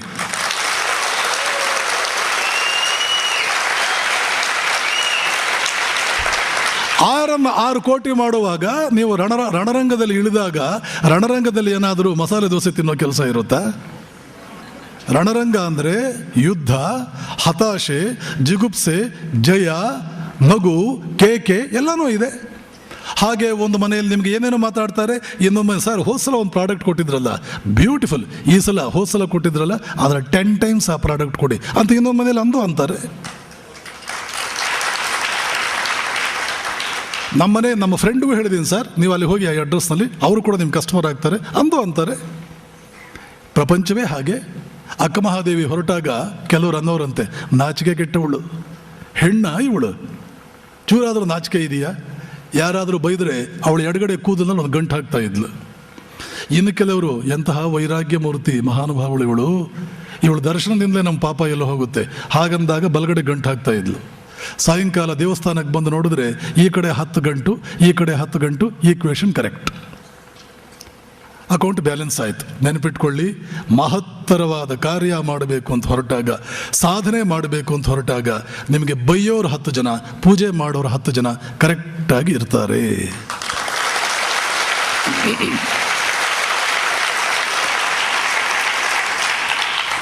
ಇನ್ಫೋಸಿಸ್ ನಾರಾಯಣ ಮೂರ್ತಿ ಇವತ್ತು ನಮ್ಮ ಎಲ್ಲ ಹುಡುಗರು ತಗೊಳ್ಳೋ ಹಾಗೆ IIT ಎಕ್ಸಾಮ್ ತಗೊಂಡ್ರು. ಮೈಸೂರಿಂದ ತಗೊಂಡ್ರು 10-15 ಜನ ಹುಡುಗರು ಕ್ಲಾಸ್ಮೇಟ್ಸ್, ಎಲ್ಲರಿಗಿಂತಲೂ ಟಾಪರ್. ಬೇರೆಯವರೆಲ್ಲರೂ ಕೂಡ ಸೆಲೆಕ್ಟ್ ಆಗಿದ್ರು, 15 ಜನ ಸೆಲೆಕ್ಟ್ ಆದರು. ಟಾಪರ್ ನಾರಾಯಣ ಮೂರ್ತಿ. ತಂದೆ ಹೇಳಿದ್ರು, ನೋಡು ನಾರಾಯಣ ಮೂರ್ತಿ, ನಾನು ಮೇಷ್ಟ್ರು, ಹೆಣ್ಮಕ್ಳಿದ್ದಾರೆ, ಮದುವೆ ಮಾಡಬೇಕು, ನಿನ್ನ ಮೆಡ್ರಾಸ್ IIT ಕಳಿಸಿ ಓದಿಸೋಷ್ಟು ನನ್ನ ಹತ್ರ ದುಡ್ಡಿಲ್ಲ. ಮೈಸೂರಿನಲ್ಲಿ ನೀನು ಇಂಜಿನಿಯರಿಂಗ್ ಓದೋದಾದ್ರೆ ಓದಿಸ್ತೀನಪ್ಪ, ಮೆಡ್ರಾಸ್ಗೆಲ್ಲ ಕಳಿಸೋಷ್ಟು ದುಡ್ಡಿಲ್ಲ. ಪಾಪ ಅಪ್ಪನ ಪರಿಸ್ಥಿತಿ ಮಗನಿಗೆ ಗೊತ್ತಿತ್ತು. ಸರಿ ಅಂತ ಒಪ್ಕೊಂಡ. ಫ್ರೆಂಡ್ಸ್ ಎಲ್ಲ ಮೆಡ್ರಾಸ್ಗೆ ಹೊರಟಿದ್ರು ಮೈಸೂರಿಂದ. ಅವ್ರನ್ನೆಲ್ಲ ಬೀಳ್ಕೊಡೋಣ ಅಂತ ರೈಲ್ವೆ ಸ್ಟೇಷನ್ಗೆ ಬಂದ. ಒಬ್ಬೊಬ್ಬನೂ ಖುಷಿಯಾಗಿದ್ದಾನೆ, ಮೆಡ್ರಾಸ್ IIT ಹೋಗ್ತೀನಿ, IIT ಸೀಟ್ ಸಿಗೋದು ಒಂದೇ, ಅಮೆರಿಕಾಗೆ ವೀಸಾ ಸಿಗೋದು ಒಂದೇ. ಆ ಕಾಲದಲ್ಲಿ, ಈಗಿನ ಅಮೆರಿಕ ಬಹಳ ಕೆಳಗೆ ಬಂದಿದೆ, ಆಗಿನ ಕಾಲದಲ್ಲಿ ಅಮೆರಿಕ ಅಂದರೆ ಕೇಳಬೇಕಾ, ಸ್ವರ್ಗ ಅದು, ಎಲ್ಲ ಭಾರತೀಯರಿಗಿದ್ದಂಥ ಕನಸು. ಸೊ ಎಲ್ರಿಗೂ ಕೂಡ IIT ಸೀಟ್ ಸಿಕ್ಬಿಟ್ಟಿದೆ. ಎಲ್ಲರೂ ಕೂಡ ಟ್ರೈನ್ ಬಂತು, ಹತ್ತಿದ್ರು. ನಾರಾಯಣ ಮೂರ್ತಿಗೆ ಒಳಗೊಳಗೇ ಪಾಪ ಆ ನೋವು ತಡ್ಕೊಳ್ಳೋಕೆ, ಇವರೆಲ್ಲರಿಗಿಂತಲೂ ಹೆಚ್ಚು ಮಾರ್ಕ್ಸ್ ತಗೊಂಡವನು ನಾನು ಇಲ್ಲೇ ಕೊಳಿಬೇಕಾಗಿದೆ, ಇವ್ರು ಹೋಗ್ತಾ ಇದ್ದಾರೆ ಅಂತ ಹೇಗೋ ತಡ್ಕೊಂಡಿದ್ದ ಆ ದುಃಖ. ಅವರೆಲ್ಲ ಟ್ರೈನ್ ಹತ್ತಿ ಹೋದ ಮೇಲೆ ಇನ್ನು ತಡ್ಕೊಳ್ಳೋಕ್ಕಾಗಲಿಲ್ಲ. ಆ ಉಮ್ಮಳಿಸಿ ಬರೋ ದುಃಖ ಅಲ್ಲೇ ರೈಲ್ವೆ ಸ್ಟೇಷನ್ ಕುಳಿತುಕೊಂಡು ಸುಮಾರು 1 ಗಂಟೆ ಕಾಲ ಎಲ್ಲ ದುಃಖ ಉಮ್ಮಳಿಸಿ ಅದೆಲ್ಲ ಆಚೆಗೆ ಹಾಕಿ ಅಲ್ಲೇ ದೊಡ್ಡ ಆಕಾಶವೇ ತಲೆ ಮೇಲೆ ಬಿದ್ದವನಿಗೆ ಏನಪ್ಪ ಈ ಥರ ಆಗೋಯ್ತಲ್ಲ ನನ್ನ ಲೈಫು ಅಂತ ಹತಾಶನಾಗಿ ಕುಳಿತುಕೊಂಡ್ಬಿಟ್ಟ. ಆಮೇಲೆ ಎಲ್ಲಿಂದ ಇತ್ತು ಆ ರೋಷ ಉಕ್ಕಿ ಬಂತು.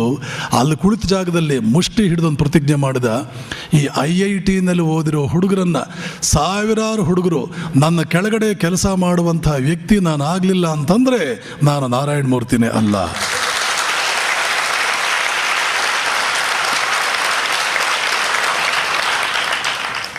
ನಾರಾಯಣ ಮೂರ್ತಿ ಕೆಳಗಡೆ ಸಾವಿರಾರು ಜನ IIT ಪ್ರಾಡಕ್ಟ್ಸ್ ನಮಸ್ಕಾರ ಮಾಡಿ, ಸಂಬಳ ತಗೊಂಡು, ಪಾದಪೂಜೆ ಮಾಡಿ ಅವರನ್ನು ದೇವರಂತೆ ನೋಡ್ತಾ ಇದ್ದಾರೆ. ನಾರಾಯಣ ಮೂರ್ತಿ ಈ ಮಟ್ಟಕ್ಕೆ ಏರಬೇಕಾದ್ರೆ ಅವರಿಗೆ ಸಿಕ್ಕಿದಂತಹ ದೊಡ್ಡ ಕಾರಣ ಏನು? ಹತಾಶೆ, ಅವಮಾನ, ಜಿಗುಪ್ಸೆ, ಈ 3 ಕೂಡ ಅವರನ್ನು ಆ ಮಟ್ಟಕ್ಕೆ ಏರಿಸ್ತು.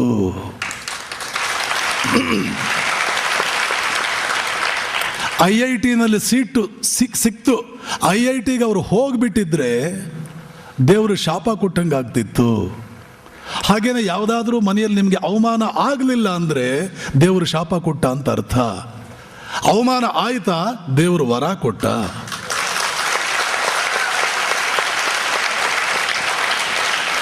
ಯಾಕೆ?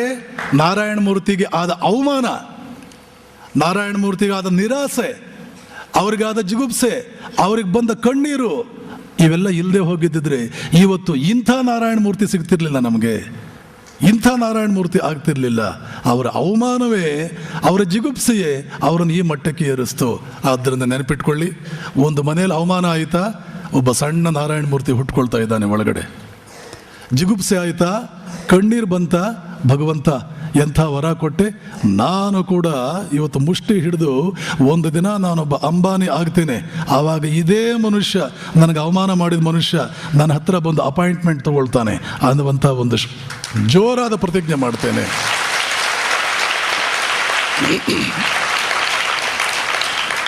ಆದ್ದರಿಂದ ನೆನಪಿಟ್ಕೊಳ್ಬೇಕು, ಸ್ವಾಮಿ ವಿವೇಕಾನಂದರು ಅವರೆಲ್ಲ ಏನು ಹೇಳ್ತಾರೆ, ಎಲ್ಲಿ ಹೋರಾಟ ಇದೆಯೋ, ಎಲ್ಲಿ ಹೋರಾಟ ಇದೆಯೋ ತನ್ನನ್ನು ಕೆಳಕ್ಕೆ ಒತ್ತಿ ಅದುಮಿ ಸಾಯಿಸಿಬಿಡಬೇಕು ಅನ್ನುವಂಥ ಪರಿಸ್ಥಿತಿಯಲ್ಲೂ ಕೂಡ ಅವುಗಳನ್ನೆಲ್ಲ ಮೀರಿ ನಿಂತವನು ಒಂದು ದಿನ ಧೀರನಾಗ್ತಾನೆ. ನಿಜವಾಗಲೂ ಅವನು ಮಾತ್ರ ಬದುಕಿದ್ದಾನೆ ಅಂತ ಅರ್ಥ. ಅವನು ಮಾತ್ರ ಬದುಕಿದ್ದಾನೆ ಅಂತ ಅರ್ಥ. ಬೇರೆಯವರೆಲ್ಲ ಇದ್ದಾರೆ, ಆದರೆ ಅವರು ಬದುಕಿಲ್ಲ. ಈ ಟೀಪಾಯಿ ಇದೆ, ಈ ಬಾಟ್ಲಿದೆ. ಬೇರೆಯವರು ಇದ್ದಾರೆ, ಆದರೆ ಅವರು ಬದುಕಿಲ್ಲ, ಇವರು ಮಾತ್ರ ಬದುಕಿದ್ದಾರೆ. ಇಂಥ ಹಲವಾರು ವಿಚಾರಗಳನ್ನು ಮೋದಿಕೇರ್ ಪುಸ್ತಕಗಳಲ್ಲಿ ಇನ್ನು ಬೇರೆ ಬೇರೆ ರೀತಿಯಲ್ಲಿ ಹಾಕಿದ್ದಾರೆ. ಅದ್ಭುತವಾದಂಥ ಒಂದು ಮೋಟಿವೇಶನ್ ಅದು. ಅದನ್ನೆಲ್ಲ ನೀವು ಓದ್ಕೋಬೇಕು. ಓದ್ಕೊಂಡು ಕೇವಲ ಓದಿದರೆ ಸಾಲದು, ಒಳಕ್ಕೆ ಅದನ್ನು ಇಳಿಸ್ಕೋಬೇಕು, ಅದರಿಂದ ಪರಿಣಾಮ ಹೊಂದಬೇಕು. ದ್ವಿಜತ್ವಂ, ಹೊಸ ಮನುಷ್ಯನಾಗಬೇಕು. ಎಷ್ಟು ಸಲ ಹೊಸ ಮನುಷ್ಯನಾಗಬೇಕು? ಪ್ರತಿನಿತ್ಯ ಹಾಸಿಗೆಯಿಂದ ಬೆಳಗ್ಗೆ ಎದ್ದಾಗ ಒಬ್ಬ ಹೊಸ ಮನುಷ್ಯ ಎದ್ದು ಬರಬೇಕು. ಪ್ರತಿನಿತ್ಯವೂ ಕೂಡ ಒಬ್ಬ ಹೊಸ ಮನುಷ್ಯ ಇದ್ದು ಬರಬೇಕು. ನೆನ್ನೆಯವರೆಗೆ ಆಗಿರ್ತಕ್ಕಂಥ ಜೀವನ ನಾನು ಲೆಕ್ಕಕ್ಕೆ ಇಟ್ಕೊಳ್ಳೋದಿಲ್ಲ. ನೆನ್ನೆಯವರೆಗೆ ಏನಾಯಿತು ಆಯಿತು, ಇವತ್ತಿನಿಂದ ನಾನೊಬ್ಬ ಹೊಸ ಮನುಷ್ಯ, ಹೊಸ ಅನುಭವಗಳನ್ನು ಪಡ್ಕೊಳ್ಳೋಕೆ ಹೋಗ್ತೇನೆ, ಸಾಧಿಸ್ತೇನೆ, ಜೀವನದಲ್ಲಿ ಸಾಧಿಸ್ತೇನೆ. ಹೀಗೆ ಯೋಚನೆ ಮಾಡ್ತಿರೋ ಅಂಥವರು ಹೀರೋಸ್, ಅಂಥವರು ಜಗತ್ತಿನ ಹೂವುಗಳು. ಇಂಥವರನ್ನು ನಿರ್ಮಾಣ ಮಾಡಬೇಕಾದ್ದೇ ಭಾರತೀಯ ಸಂಸ್ಕೃತಿ. ಆ ತೈತ್ರೇಯ ಉಪನಿಷತ್ತಿನಲ್ಲಿ ಹೀಗೆಲ್ಲ ಮನುಷ್ಯ ಶಕ್ತಿಗಳ ಅದ್ಭುತವಾದ ಒಂದು ವರ್ಣನೆ ಕೊಟ್ಟು ಹೇಳುತ್ತೆ. ಅದು ಕೊನೆಗೆ, ಮನುಷ್ಯ ಇಷ್ಟೆಲ್ಲ ಸಾಧಿಸಬಲ್ಲೆ ನೀನು, ಇನ್ನು ಯೋಚನೆ ಮಾಡು ಎಲ್ಲಿ ಹೋಗಿ ಮುಟ್ಟಬೇಕು ಅಂತ ನೀನು ಯೋಚನೆ ಮಾಡು. ಹೀಗಾಗಿ ಅದೇ ಭಾರತೀಯ ಸಂಸ್ಕೃತಿ. ನಿಮ್ಮ ಮುತ್ತಾತನ ಮುತ್ತಾತಂದಿರೇ ಇದನ್ನೆಲ್ಲ ಬರೆದವರು, ಅವರೆಲ್ಲ ಹಾಗೆ ಸಾಧನೆ ಮಾಡಿದ್ದವರು. ಅದ್ಭುತವಾದ ಸಾಧನೆ ಭಾರತೀಯರ ಸಾಧನೆ, ಅಂತಿಂಥ ಸಾಧನೆ ಅಲ್ಲ. ಅದೇ ರಕ್ತ ನಿಮ್ಮಲ್ಲಿ ಹರಿತಾ ಇದೆ, ನೆನ್ಪಿಟ್ಕೊಳ್ಳಿ. ಇದ್ಯಾವುದೋ ಬೇರೆ ರಕ್ತ ಅಲ್ಲ, ಅದೇ ರಕ್ತ ಹರಿತಾ ಇದೆ. ನೀವು ಹೇಗೆ ಸಾಮಾನ್ಯರು, ನೀವು ಹೇಗೆ ಅಲ್ಪರು, ಅದಕ್ಕೆ ಅರ್ಥವಿಲ್ಲ. ಇದನ್ನೆಲ್ಲ ನಾವು ತಿಳ್ಕೊಳ್ಬೇಕು ಅಂದರೆ ನಮ್ಮ ಮುಂದೆ ಒಂದು ಕನ್ನಡಿ ಬೇಕು. ಎಲ್ಲಿದೆ ಸೊಟ್ಟ, ಎಲ್ಲಿ ನಾನು ನೆಟ್ಟಿಗೆ ಮಾಡ್ಕೊಳ್ಬೇಕು? ಅಲ್ಪ ಆಸೆಯಲ್ಲೇ ನನ್ನ ಎಲ್ಲ ಸೊಟ್ಟಗಳು ಇದೆ, ಸಣ್ಣ ಪುಟ್ಟ ಆಸೆಗಳು. ಇಷ್ಟೇ ಸಾಕು, ಇಷ್ಟೇ ಸಾಕು ಅಂತಂತೀಯೋ? ಯಾರು ನಿಮ್ಮಲ್ಲಿ ಇಷ್ಟೇ ಸಾಕು ಅಂತಂತೀರೋ ನೋಡಿ, ಹುಷಾರಾಗಿರಿ. ವಿಜಯ್ಗೆ ಮತ್ತು ರಾಜುಗೆ ನಾನು ಹೇಳ್ತೇನೆ, ಯಾರು ಇಷ್ಟೇ ಸಾಕು ಅಂತಂತೀರೋ ಅವ್ರ ಲಿಸ್ಟೆಲ್ಲ ಕೊಡಿ ಅಂತ ಕೇಳ್ತೇನೆ. ಯಾರು ಇಷ್ಟೇ ಸಾಕು ಅಂತಂತೀರಿ ಅವ್ರಿಗೆಲ್ಲ ಕೂಡ ಕಾವಿ ಬಟ್ಟೆ ಕೊಡ್ತೇವೆ, ಮಠಕ್ಕೆ ಸೇರ್ಕೊಳ್ಳಿ. ಇಷ್ಟೇ ಸಾಕು ಅಂದರೆ ಮಠಕ್ಕೆ ಸೇರ್ಕೋಬೇಕಾಗತ್ತೆ. ಅಯ್ಯೋ ಸ್ವಾಮೀಜಿ ಬೇಡ್ರಿ ಅಂತೀರೋ, ಹಾಗಾದರೆ ಇಷ್ಟೇ ಸಾಕು ಅಂತ ಅನ್ಬೇಡ್ರಿ. ಎಷ್ಟಿದ್ರೂ ಸಾಕಾಗಲ್ಲ ಅಂತಾನೆ.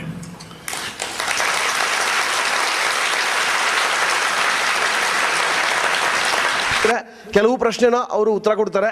ನಿಮ್ಮ ಏನಾದರೂ ಮನಸ್ಸಿನ ಒಳಗಡೆ ಏನಾದರೂ ಪ್ರಶ್ನೆ ಇದ್ದರೆ ಕೇಳ್ಬೋದು. ಯಾರು ಕೇಳ್ತೀರಾ? ಸ್ವಾಮೀಜಿ, ನಿಮ್ಮ ಚರಣಗಳಿಗೆ ಪಾದ ನಮಸ್ಕಾರ. ನನ್ನ ಪ್ರಶ್ನೆ, ಆಧ್ಯಾತ್ಮಿಕ ಜೀವನ ಹಾಗೂ ನಿಜ ಜೀವನದಲ್ಲಿ ಎರಡು ಸಮ್ಮಿಳಿತ ಮಾಡಿಕೊಂಡು ಜೀವನ ಹೇಗೆ ನಡೆಸೋದು. ಒಂದು, ಆಧ್ಯಾತ್ಮಿಕ ಚಿಂತನೆ ಇರೋರು ಇದುವರೆಗೂ ಯಾವ ಮಾರ್ಗ ಸೂಚಿಯನ್ನು ನಮ್ಮ ನಿತ್ಯ ಜೀವನದಲ್ಲಿ ತಿಳಿಸಿದ್ದಾರೆ, ಅದು ನನಗೆ ತಿಳಿಸ್ಬೇಕಾಗಿದೆ. ಆಧ್ಯಾತ್ಮ ಜೀವನ ಮತ್ತು ನಿಜ ಜೀವನ ಇವೆರಡನ್ನು ಒಟ್ಟಿಗೆ ಸೇರಿಸಿ ಒಂದು ಜೀವನ ಪದ್ಧತಿಯನ್ನು ನಮ್ಮ ದೇಶದ ಮಹಾತ್ಮರು ನಿರ್ಮಾಣ ಮಾಡಿದ್ದಾರೆ. ಅದನ್ನೇ ನಾವು ಕರ್ಮಯೋಗ ಅಂತ ಕರಿತೇವೆ. ಕರ್ಮ ಮಾಡ್ತಾ ಇರಬೇಕು, ಜೊತೆಗೆ ಅದು ಯೋಗವೂ ಆಗಿರಬೇಕು. ಕರ್ಮ ಮಾಡ್ತಾ ಇರಬೇಕು ಅಂದರೆ ಏನು? ಪ್ರತಿನಿತ್ಯದ ಸಂಸಾರವೂ ನಡೆಸ್ಕೊಂಡು ಹೋಗ್ತಾ ಇರಬೇಕು. ಹೆಂಡತಿ ಮಕ್ಕಳು ಇರ್ತಾರೆ, ನೌಕರಿ ಮಾಡ್ತೀರಿ ಅಥವಾ ಉದ್ದಿಮೆ ಮಾಡ್ತೀರಿ, ಏನನ್ನೂ ಬಿಟ್ಟಿಲ್ಲ, ಎಲ್ಲವನ್ನೂ ಮಾಡ್ತಾ ಇದ್ದೀರಿ. ಆದರೆ ಅದರ ಜೊತೆಗೆ ನಿಮ್ಮ ಆತ್ಮ ಜಾಗೃತವೂ ಆಗ್ತಾ ಇರಬೇಕು. ಅಂಥದ್ದೊಂದು ಜೀವನ ಪದ್ಧತಿ ನಮ್ಮಲ್ಲಿದೆ. ಅದನ್ನೇ ನಾವು ಕರ್ಮಯೋಗ. ಕೃಷ್ಣ ಭಗವದ್ಗೀತೆಯಲ್ಲಿ ಹೆಚ್ಚು ಒತ್ತು ಕೊಟ್ಟಿದ್ದು ಅದಕ್ಕೆ. ಯಾಕೆಂದರೆ ಯಾವುದೇ ಸಮಾಜದಲ್ಲಿ 99% ಗೃಹಸ್ಥರೇ ಇರ್ತಾರೆ, 1% ಕೂಡ ಸನ್ಯಾಸಿಗಳಿರಲ್ಲ. ಆದ್ದರಿಂದ ಎಲ್ಲ ಬಹುಜನರಿಗೆ ಅನ್ವಯಿಸುವಂಥ ಧರ್ಮವನ್ನೇ ಹೇಳಬೇಕಾಗುತ್ತೆ ಸಾರ್ವತ್ರಿಕವಾಗಿ ಹೇಳುವಾಗ. ಅರ್ಜುನ ಕೂಡ ಹೇಳಿ ಕೇಳಿ ಒಬ್ಬ ರಾಜ ಉದ್ಧಾರವಾಗುವಂತಹ ಮಾರ್ಗ ಯಾವುದು ಅಂದರೆ ಏನು? ಬಹಳಷ್ಟು ಕೆಲಸ ಕಾರ್ಯಗಳಿರುತ್ತೆ ರಾಜ ಅಂತಂದರೆ. ಒಬ್ಬ DC-ಗೆ ಎಷ್ಟು ಕೆಲಸ, ಇನ್ನು ರಾಜನಿಗೆ ಎಷ್ಟು, ಅಷ್ಟು ಕೆಲಸಗಳ ನಡುವೆಯೂ ಕೂಡ ನೀನು ಯೋಗಿಯಾಗಬೇಕು ಅಂದರೆ ಏನು ಮಾಡಬೇಕು ಅನ್ನುವಂಥದ್ದೇ ಕರ್ಮಯೋಗ. ಕೃಷ್ಣ ಗೀತೆಯಲ್ಲಿ ಅದನ್ನು ಬಹಳ ಚೆನ್ನಾಗಿ ಹೇಳಿದ್ದಾನೆ. ಅದು ಕರ್ಮಯೋಗಕ್ಕೆ ಸಂಬಂಧಪಟ್ಟಂಥ ವಿವರಗಳು ನೀವು ತಿಳ್ಕೊಳ್ಬೇಕು ಅಂತಂದರೆ ಇಷ್ಟು. ಏನದು? ಗಮನವನ್ನೆಲ್ಲ ಕೆಲಸದ ಕಡೆ ಕೊಡಿ. ಯಾಕೆ? ಕೆಲಸವೂ ಒಂದೇ, ಧ್ಯಾನವೂ ಒಂದೇ. ಪೂರ್ತಿ ಕೆಲಸವನ್ನು ಅದರ ಕಡೆ ಕೊಡಿ. ಮತ್ತು ಕೆಲಸವನ್ನು ಪ್ರೀತಿಸಿ. ಕೆಲಸದ ಬಗ್ಗೆ ಬೇಜಾರು ಪಟ್ಕೋಬೇಡಿ. ಯಾರು ಬೇಜಾರು ಪಟ್ಕೊಂಡು ದೇವ್ರ ಪೂಜೆ ಮಾಡ್ತಾರೋ ಅವ್ರಿಗೆ ದೇವರ ಅನುಗ್ರಹ ಆಗುತ್ತಾ? ಇಲ್ಲಿ ಕೆಲಸವೇ ದೇವರ ಪೂಜೆ. ಆದ್ದರಿಂದ ಕೆಲಸವನ್ನು ಮೈ ಮರೆತು, ಟೈಮಿಂಗ್ಸ್ ಇಲ್ಲದೆ, ಮೈ ಮರೆತು ಇಷ್ಟು ಟೈಮಿಂದ ಇಷ್ಟು ಟೈಮು ಅಂತಿಲ್ಲದೆ ಖುಷಿಯಾಗ್ತಾ ಇರುತ್ತೆ ನಾನು ಕೆಲಸ ಮಾಡಿದ್ರೆ ಶಿವರಾಮ್ ಕಾರಂತರನ್ನ ಯಾರೋ ಕೇಳಿದ್ರು, ಇಷ್ಟೆಲ್ಲ ಬರೆದ್ರಲ್ಲ ಹೇಗೆ ಸಾಧ್ಯವಾಯಿತು? ನಾನು ಏನೋ ಬಹಳ ಬರಿಬೇಕು ಅಂತ ಬರೀಲಿಲ್ಲ, ಬರಿತಾ ಇದ್ರೆ ನನಗೆ ಖುಷಿಯಾಗ್ತಾ ಇರುತ್ತೆ. ಖುಷಿಯಾಗೋ ಕೆಲಸ ಎಷ್ಟು ಮಾಡಿದ್ರೂ ಸುಸ್ತಾಗಲ್ಲ, ಬೇಜಾರಾಗಲ್ಲ. ಬರಿತಾ ಹೋದೆ ಅವೆಲ್ಲ ಪುಸ್ತಕಗಳಾದವು. ಥಾಮಸ್ ಆಲ್ವಾ ಎಡಿಸನ್ ಒಂದು ದಿನಕ್ಕೆ 20 ಗಂಟೆ ಲ್ಯಾಬೊರೇಟರಿನಲ್ಲಿ ಇರ್ತಿದ್ದ. ಯಾಕೆ? ನನಗೆ ಖುಷಿ ಆಗ್ತಾ ಇರುತ್ತೇನು, ಇದನ್ನು ಎಕ್ಸ್ಪೆರಿಮೆಂಟ್ಸ್ ಮಾಡ್ತಾ. ಹಾಗೆಯೇ ನೀವು ಕೂಡ ಕೆಲಸವನ್ನು ಪ್ರೀತಿಸಿ. ಅದನ್ನು ಹೇಗೆ ಪ್ರೀತಿಸೋದು? ಅದರಿಂದ ಹಣ ಬರುತ್ತೆ, ಅದರಿಂದ ಕೀರ್ತಿ ಬರುತ್ತೆ, ಅದರಿಂದ ಗೌರವ ಬರುತ್ತೆ. ಯಾಕೆ ಹಾಗಾದರೆ ಪ್ರೀತಿ ಮಾಡಬಾರ್ದು? ಯಾವುದರಿಂದ ನಮಗೆ ಹಣ ಬರುತ್ತೆ, ಗೌರವ ಬರುತ್ತೆ, ಕೀರ್ತಿ ಬರುತ್ತೆ, ಸ್ಥಾನಮಾನ ಬರುತ್ತೆ, ನೂರಾರು ಜನರ ಪರಿಚಯ ಆಗುತ್ತೆ, ಅವರಲ್ಲಿ ಎಂತೆಂಥ ದೊಡ್ಡವರೂ ಇರ್ತಾರೆ, ಅಷ್ಟು ಜನರ ಸಂಪರ್ಕ ಸಿಗುತ್ತೆ. I am meeting the whole society, ಇಡೀ ಸೊಸೈಟಿ ನಾನು ಮೀಟ್ ಮಾಡ್ತಾ ಇದ್ದೇನೆ. ಒಬ್ಬೊಬ್ಬರು ಒಂದೊಂದು ಥರ ಇರ್ತಾರೆ, ವೆರೈಟಿ ಆಫ್ ಎಕ್ಸ್ಪೀರಿಯನ್ಸ್ಗಳಾಗ್ತಾ ಇರುತ್ತೆ. ಒಬ್ಬ ಸಿಡುಕ ಇರ್ತಾನೆ, ಒಬ್ಬ ಒಳ್ಳೆಯವನು ಇರ್ತಾನೆ, ಎಂತೆಂಥ ಜನರು ಕೂಡ ಅನುಭವ ಹೇಗೋ ಎಷ್ಟೋ ಚೆನ್ನಾಗಿರುತ್ತೆ. Meeting people is A great job. ಜನರನ್ನು ಮೀಟ್ ಮಾಡೋದು ಎಂಥ ಆನಂದ ಅದು.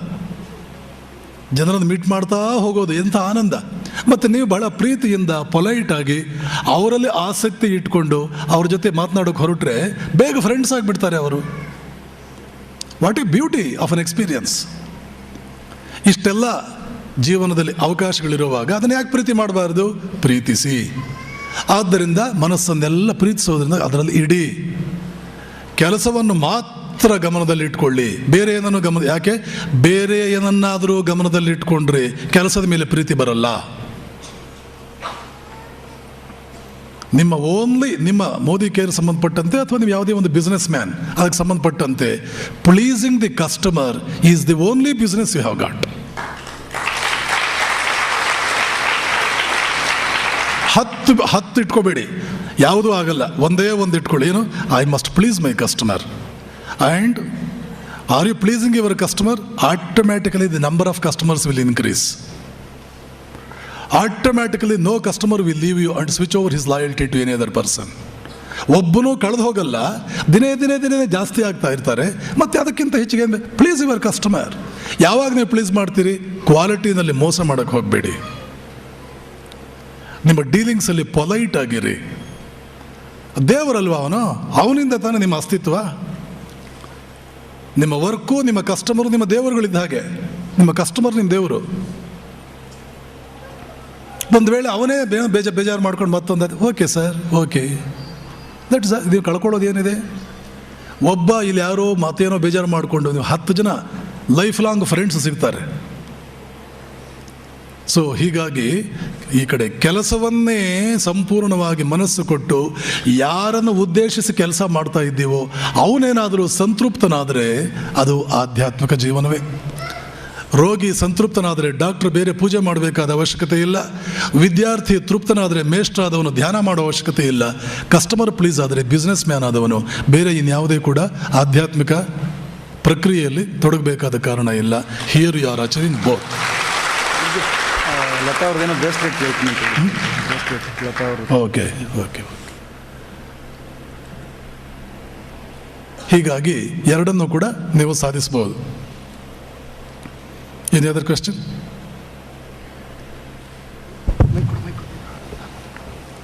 ಇನ್ನೊಂದು ಪ್ರಶ್ನೆ ಇದ್ರೆ ಹೇಳಿ. ಮೊದಲಿಗೆ ಇಂಥ ಒಂದು ಅತ್ಯದ್ಭುತವಾದಂಥ ಕಾರ್ಯಕ್ರಮವನ್ನು ಆಯೋಜನೆ ಮಾಡಿದಂಥ ನಮ್ಮ ಮೋದಿ ಕೇರ್ನ ಎಲ್ಲ ಲೀಡರ್ಸ್ಗಳಿಗೋಸ್ಕರ ಧನ್ಯವಾದಗಳು.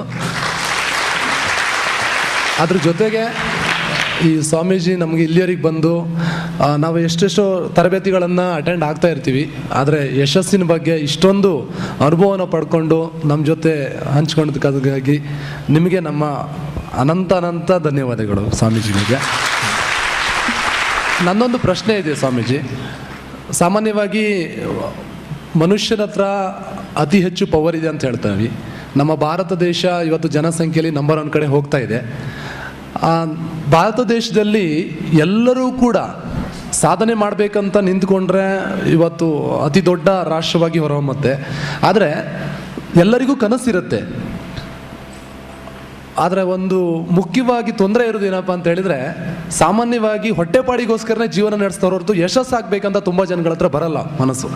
ಯಶಸ್ಸಾಗಬೇಕಂತ ಕೆಲವೇ ಜನ ವ್ಯಕ್ತಿ ಹತ್ರ ಇರುತ್ತೆ, ಆದರೆ ಯಶಸ್ಸಾಗಬೇಕು ಅಂತ ತುಂಬ ಜನರ ಹತ್ರ ಇಲ್ಲ, ಬರೀ ಹೊಟ್ಟೆಪಾಡಿಗೋಸ್ಕರ ಬದುಕ್ತಾ ಇರ್ತಾರೆ. ಅವ್ರನ್ನ ಯಶಸ್ವಿ ಆಗಬೇಕಂತ ಬಿಟ್ಟು ಕನ್ವರ್ಟ್ ಮಾಡಬೇಕಾದ್ರೆ ಏನು ಮಾಡಬೇಕಂತ. ಭಾಳ ಒಳ್ಳೆ ಪ್ರಶ್ನೆ.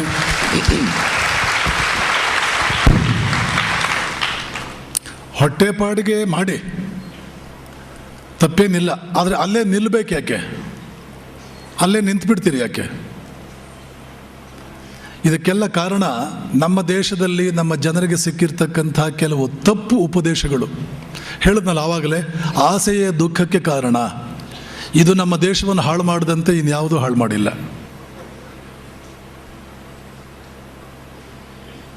ಇಂತಹ ಟೊಳ್ಳು ಪೊಳ್ಳು ಹೇಡಿಗಳನ್ನು ನಿರ್ಮಾಣ ಮಾಡುವ, ಅಲ್ಪರನ್ನು ನಿರ್ಮಾಣ ಮಾಡುವ ಉಪದೇಶಗಳನ್ನು ಗಂಭೀರವಾಗಿ ನಾವು ತಗೊಂಡ್ಬಿಟ್ಟಿದ್ದೇವೆ. ಬಿಡಿ ಅದನ್ನು. ಮೊದಲು ನೆನ್ಪಿಟ್ಕೊಳ್ಳಿ, ನಾನು ಹೇಳಿದ್ನಲ್ಲ ಆವಾಗಲೇ, ನಿಮ್ಮ ಹತ್ರ ಏನಿದೆ, ನಿಮ್ಮ ಹತ್ರ ಏನಿದೆ ಅನ್ನುವಂಥದ್ರ ಆಧಾರದ ಮೇಲೆ ನೀವು ಜೀವನದಲ್ಲಿ ಏನು ಮಾಡಬೇಕು ಅಂತ ನಿರ್ಧರಿಸಬೇಕಾಗುತ್ತೆ. ತೈತ್ರಿಯ ಉಪನಿಷತ್ತಿಗೆ ವಾಪಸ್ ಹೋಗ್ತೇನೆ. ಅಲ್ಲಿ ಏನು ಹೇಳ್ತಾರೆ ಅಂದರೆ, ಯುವಾ ಸ್ಯಾತ್ ಸಾಧು ಯುವಾಧ್ಯಾಯಕಃ ಆಶಿಷ್ಠೋ ದೃಢಿಷ್ಠೋ ಬಲಿಷ್ಠಃ ಸರ್ವೇಷಾಂ ಪೃಥಿವೀಂ ವಿತ್ತಸ್ಯ ಪೂರ್ಣಸ್ಯ ಸ ಏಕೋ ಮಾನುಷ ಆನಂದಃ. ಮನುಷ್ಯನೇ ನೋಡಿ, ಆವತ್ತಿನ ಕಾಲದ ಶಿಕ್ಷಣ ಸಂಸ್ಥೆಗಳಲ್ಲಿ ಉಪನಿಷತ್ತುಗಳೆಲ್ಲ ಆವತ್ತಿನ ಕಾಲದ ಋಷಿಗಳು ವಿದ್ಯಾರ್ಥಿಗಳಿಗೆ ಮಾತನಾಡಿರೋ ಮಾತುಗಳು. ಸರ್ವೇಷಾಂ ಪೃಥಿವೀಂ ವಿತ್ತಸ್ಯ ಪೂರ್ಣಸ್ಯ. ಇಡೀ ಪ್ರಪಂಚದಲ್ಲಿರ್ತಕ್ಕಂಥ ಎಲ್ಲ ಸಂಪತ್ತುಗಳ ಏಕಮೇವ ಒಡೆಯ ನೀನಾಗಿದ್ದೀಯಾ ಅಂತ ಇಟ್ಕೋ. ಅದರ ಅರ್ಥ ಏನು? ಪ್ರಪಂಚದ ಚಕ್ರವರ್ತಿ ಆಗಿದ್ದೀಯಾ ಅಂತ ಇಟ್ಕೋ. ಇಡೀ ಪ್ರಪಂಚಕ್ಕೆ ಏಕಚಕ್ರಾಧಿಪತ್ಯ ನಿಂದು ಅಂತಿಟ್ಕೋ. ಯುವಕನಾಗಿದ್ದೀಯ ನೀನು, ಯುವಾಹ. ಸಾಧು, ಬಹಳ ಸದ್ಗುಣವಂತನಾಗಿದ್ದೀಯ. ಅಧ್ಯಾಯಕಃ, ದೊಡ್ಡ ವಿದ್ವಾಂಸನಾಗಿದ್ದೀಯ. ಸರ್ವೇಷಾಂ ಪೃಥಿವೀಂ ವಿತ್ತಸ್ಯ ಪೂರ್ಣಸ್ಯ. ಆಶಿಷ್ಠೋ, ಆಶಿಷ್ಠೋ ಅಂದರೆ ಏನು? ಆಪ್ಟಿಮಿಸ್ಟಿಕ್, ಆಶಾವಾದಿ ಆಗಬೇಕು. ಇಡೀ ಭೂಮಂಡಲದಲ್ಲಿರ್ತಕ್ಕಂಥ ಎಲ್ಲ ಸಂಪತ್ತುಗಳ ಏಕಮೇವ ಒಡೆಯ ನೀನಾಗಬೇಕು. ಆವತ್ತಿನ ವಿದ್ಯಾರ್ಥಿಗಳಿಗೆ ಮೇಷ್ ಹೇಳ್ತಾ ಇದ್ದ ಪಾಠ ಏನು? ಇಡೀ ಭೂಮಂಡಲದಲ್ಲಿರುವ ಎಲ್ಲ ಸಂಪತ್ತುಗಳಿಗೆ ನೀನು ಒಡೆಯನಾಗಬೇಕು. ನಮ್ಮ ವಿದ್ಯಾರ್ಥಿಗಳಿಗೂ ಇಂಥ ಮಾತುಗಳು ನಾವು ಮಾತನಾಡಿದ್ದಿದ್ರೆ ಎಷ್ಟು ಚೆನ್ನಾಗಿರೋದು. ಆ ಮೆಕಾಲೆ ಬಂದ ಒಂದು ಶಿಕ್ಷಣ ಪದ್ಧತಿ ತಂದ ಭಿಕ್ಷುಕರನ್ನು ಮಾಡಿಟ್ಬಿಟ್ಟ ಈ ದೇಶದಲ್ಲಿ.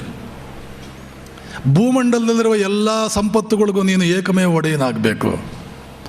ಆಶಾವಾದಿ ಆಗಬೇಕು, ನಿರಾಶಾವಾದಿ ಅಲ್ಲ. ಆಶಿಷ್ಠೋ, ದೃಢಿಷ್ಠೋ, ದೃಢತೆ ಇರಬೇಕು. ಬಲಿಷ್ಠ, ಬಲಿಷ್ಠನಾಗಿರಬೇಕು. ಯುವಕನಾಗಿರಬೇಕು, ಸದ್ಗುಣವಂತನಾಗಿರಬೇಕು, ಮಹಾವಿದ್ವಾಂಸನಾಗಿರಬೇಕು. ಇಷ್ಟು ಸಾಧನೆ ಮಾಡಿದರೆ ಯುವಕನೇ ನೀನು ಒಂದು ಯೂನಿಟ್ ಆಫ್ ಅಚೀವ್ಮೆಂಟ್ ಸಾಧನೆ ಮಾಡಿದ ಹಾಗೆ, ಒಂದು ಅಡಿ ಮಾಡಿದ ಹಾಗೆ. ಗಂಧರ್ವನಾಗಬೇಕು ಅಂತ ಇಷ್ಟು ಮಾಡು, ಮೊದಲು ಇಷ್ಟು ಮಾಡು, ಆಮೇಲೆ ಗಂಧರ್ವನಾಗಬೇಕು ಅಂತ ಬಯಸು. ಆ ಗಂಧರ್ವನಿಗೆ ತೇಯೇ ಶತಂ ಮಾನುಷ ಆನಂದ, ಇಂಥ ಆನಂದಗಳು 100 ಮಾಡಿದರೆ ತೇಯೇ ಶತಂ ಮಾನುಷ ಆನಂದ ಸ ಏಕೋ ಗಂಧರ್ವಾಣಾಮಾನಂದ. ಇಂತಹ ಆನಂದಗಳನ್ನು 100 ಪಟ್ಟು ನೀನು ಜಾಸ್ತಿ ಮಾಡಿಕೊಂಡ್ರೆ ಆವಾಗ ಗಂಧರ್ವನಾಗ್ತೀಯ. ಹೀಗೆ ಹೋಗುತ್ತೆ. ತೇಯೇ ಶತಂ ಗಂಧರ್ವಾಣಾಮಾನಂದ ಸ ಏಕೋ ಪಿತೃಣಮಾನಂದ. ಈ ಗಂಧರ್ವರ 100 ಆನಂದಗಳು ನಿಂದಾಯಿತು ಅಂದರೆ ನೀನು ಪಿತೃಲೋಕಕ್ಕೆ ಹೋಗ್ತೀಯ. ಆ ಪಿತೃಗಳ 100 ಪಟ್ಟು ಆನಂದಗಳು ಆದರೆ ನೀನು ದೇವತೆಗಳ ಲೋಕಕ್ಕೆ ಹೋಗ್ತೀಯ, ದೇವತೆಯಾಗ್ತೀಯ. ಅಥವಾ ಇಷ್ಟು ಅಚೀವ್ಮೆಂಟ್ ಮಾಡೋ ಸಾಮರ್ಥ್ಯ ನಿನಗೆ ಬಂತು ಅಂದರೆ ನೀನು ದೇವತೆಯಾಗ್ತೀಯ. ದೇವತೆಗಳ 100 ಸಾಧನೆಗಳನ್ನು ಒಟ್ಟಿಗೆ ಹಾಕಿದರೆ ಒಬ್ಬ ಇಂದ್ರನ ಸಾಧನೆ ಆಗುತ್ತೆ. ನೀನು ಅದೂ ಆಗಬಲ್ಲೆ.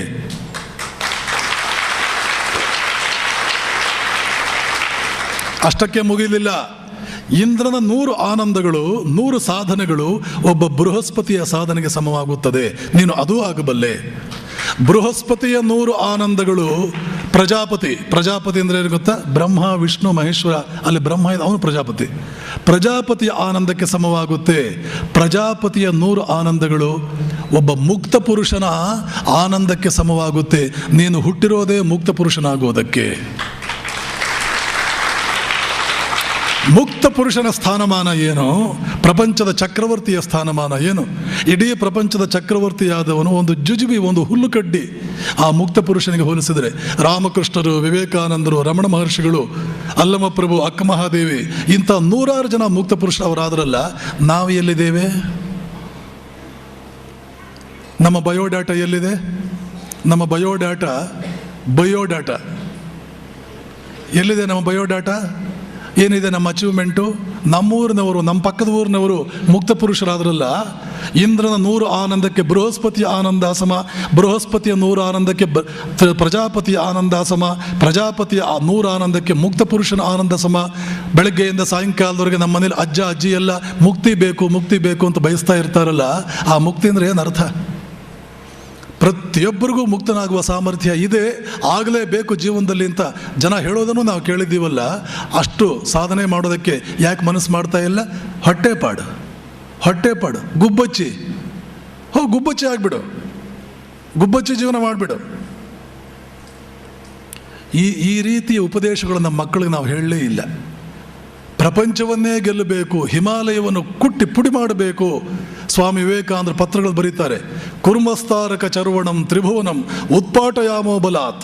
3 ಲೋಕಗಳನ್ನು ಅಲಗಾಡಿಸ್ಬಿಡ್ತೇವೆ. ನಕ್ಷತ್ರಗಳನ್ನು, ಗಿಡದಿಂದ ಹೂವುಗಳನ್ನು ಕೀಳದಂತೆ ಕಿತ್ತು ಆ ಕಡೆಗೆ ಬಿಸಾಕ್ತೇವೆ. ಸಮುದ್ರಗಳನ್ನು ಒಣಗಿಸ್ಬಿಡ್ತೇವೆ. ಉಫ್ ಅಂತ ಊಗಿದ್ರೆ ಹಿಮಾಲಯ ಆ ಕಡೆ ಹೋಗಿ ಬೀಳುವಂತೆ ಮಾಡ್ತೇವೆ. ಯಾಕೆ? ನಾವು ರಾಮಕೃಷ್ಣರ ದಾಸರು.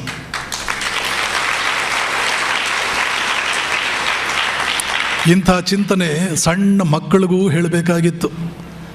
5 ವರ್ಷದ ಮಗುವಿನಿಂದ ಹೇಳ್ತಾನೇ ಬರಬೇಕಾಗಿತ್ತು. ಏನಾದರೂ ಮಾಡೋ, ಆದರೆ ನೆನಪಿಟ್ಕೋ, ಇಲ್ಲಿಯವರೆಗೆ ಇತಿಹಾಸದಲ್ಲಿ ಏನೇನಿದೆಯೋ ಆ ರೆಕಾರ್ಡೆಲ್ಲ ಬ್ರೇಕ್ ಮಾಡೋ ಅಷ್ಟೇ. ಏನಾದರೂ ಮಾಡು. ಇವತ್ತು ನಮ್ಮ ತಂದೆ ತಾಯಂದರೆ ಮಕ್ಕಳಿಗೆ ಹೇಳ್ತಾರೆ, ಕನ್ನಡ ಶಾಲೆ ಮಾಸ್ತರ್ ಆಗು, ಇಂಜಿನಿಯರ್ ಆಗಿಬಿಡ್ತು ಅಂತಂದರೆ ಇಂದ್ರ ಪದವಿ. ಇಲ್ಲ CETನಲ್ಲಿ ಏನಾದರೂ ಒಂದು ಬಂದು MBBS ಆಗಿಬಿಡ್ತು, ಒಬ್ಬ ಡಾಕ್ಟ್ರ್ ಆಗಿಬಿಡ್ತು, ಮುಗದೇ ಹೋಯ್ತು ಕತೆ. ಒಂದು ಮನೆಗೆ 4 ಜನ ಡಾಕ್ಟ್ರುಗಳಿರ್ತಾರೆ, ಒಂದು ಡಾಕ್ಟ್ರ್ ಆಗಿಬಿಡ್ತು, ಮುಗದೇ ಹೋಯಿತು. ಅಯ್ಯೋ ದುರ್ವಸ್ಥೆಯೇ. ಬೇರೆ ದೇಶದವ್ರು ಹಾಗೆ ಯೋಚನೆ ಮಾಡಿದ್ರೆ ಅರ್ಥ ಇದೆ. ಯಾಕೆ? ಅವ್ರೂರಿನಲ್ಲಿ ಉಪನಿಷತ್ತುಗಳಿಲ್ಲ ಅವರಿಗೆ. ಒಬ್ಬ ಮನುಷ್ಯನ ತಾಕತ್ತು ಏನು ಅಂತ ಹೇಳಿ ವಿವೇಕಾನಂದ ಏನು ಹೇಳ್ತಾರೆ ಗೊತ್ತಾ?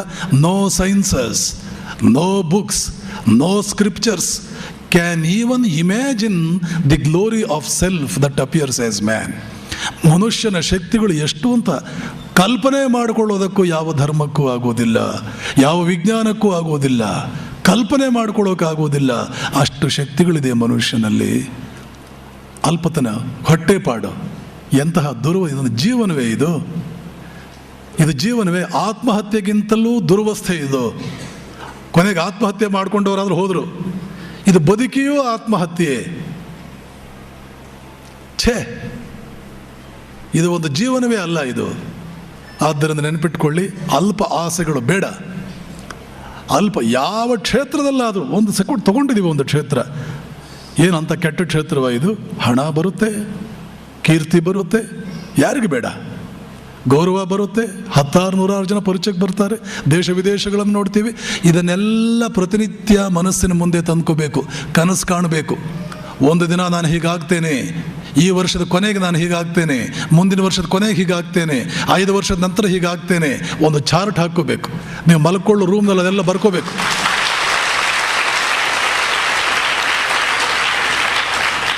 ಮಕ್ಕಳ ಮುಂದೆ ತಂದೆ ತಾಯಿಯಂದರು ಈ ಕನಸುಗಳನ್ನು ಇಡಬೇಕು. ಆವಾಗ ಇದೆಲ್ಲ ಕೂಡ ಹೋಗುತ್ತೆ. ಹೀಗಾಗಿ ಮೊದಲು ಸಣ್ಣ ಆಸೆಗಳಿಂದ ಆಚೆಗೆ ಬನ್ನಿ. ಇದು ನಿಷ್ಪ್ರಯೋಜಕವಾಗಿ, ಇದರಿಂದ ಏನೂ ಸಿಗೋದಿಲ್ಲ ಜೀವನದಲ್ಲಿ.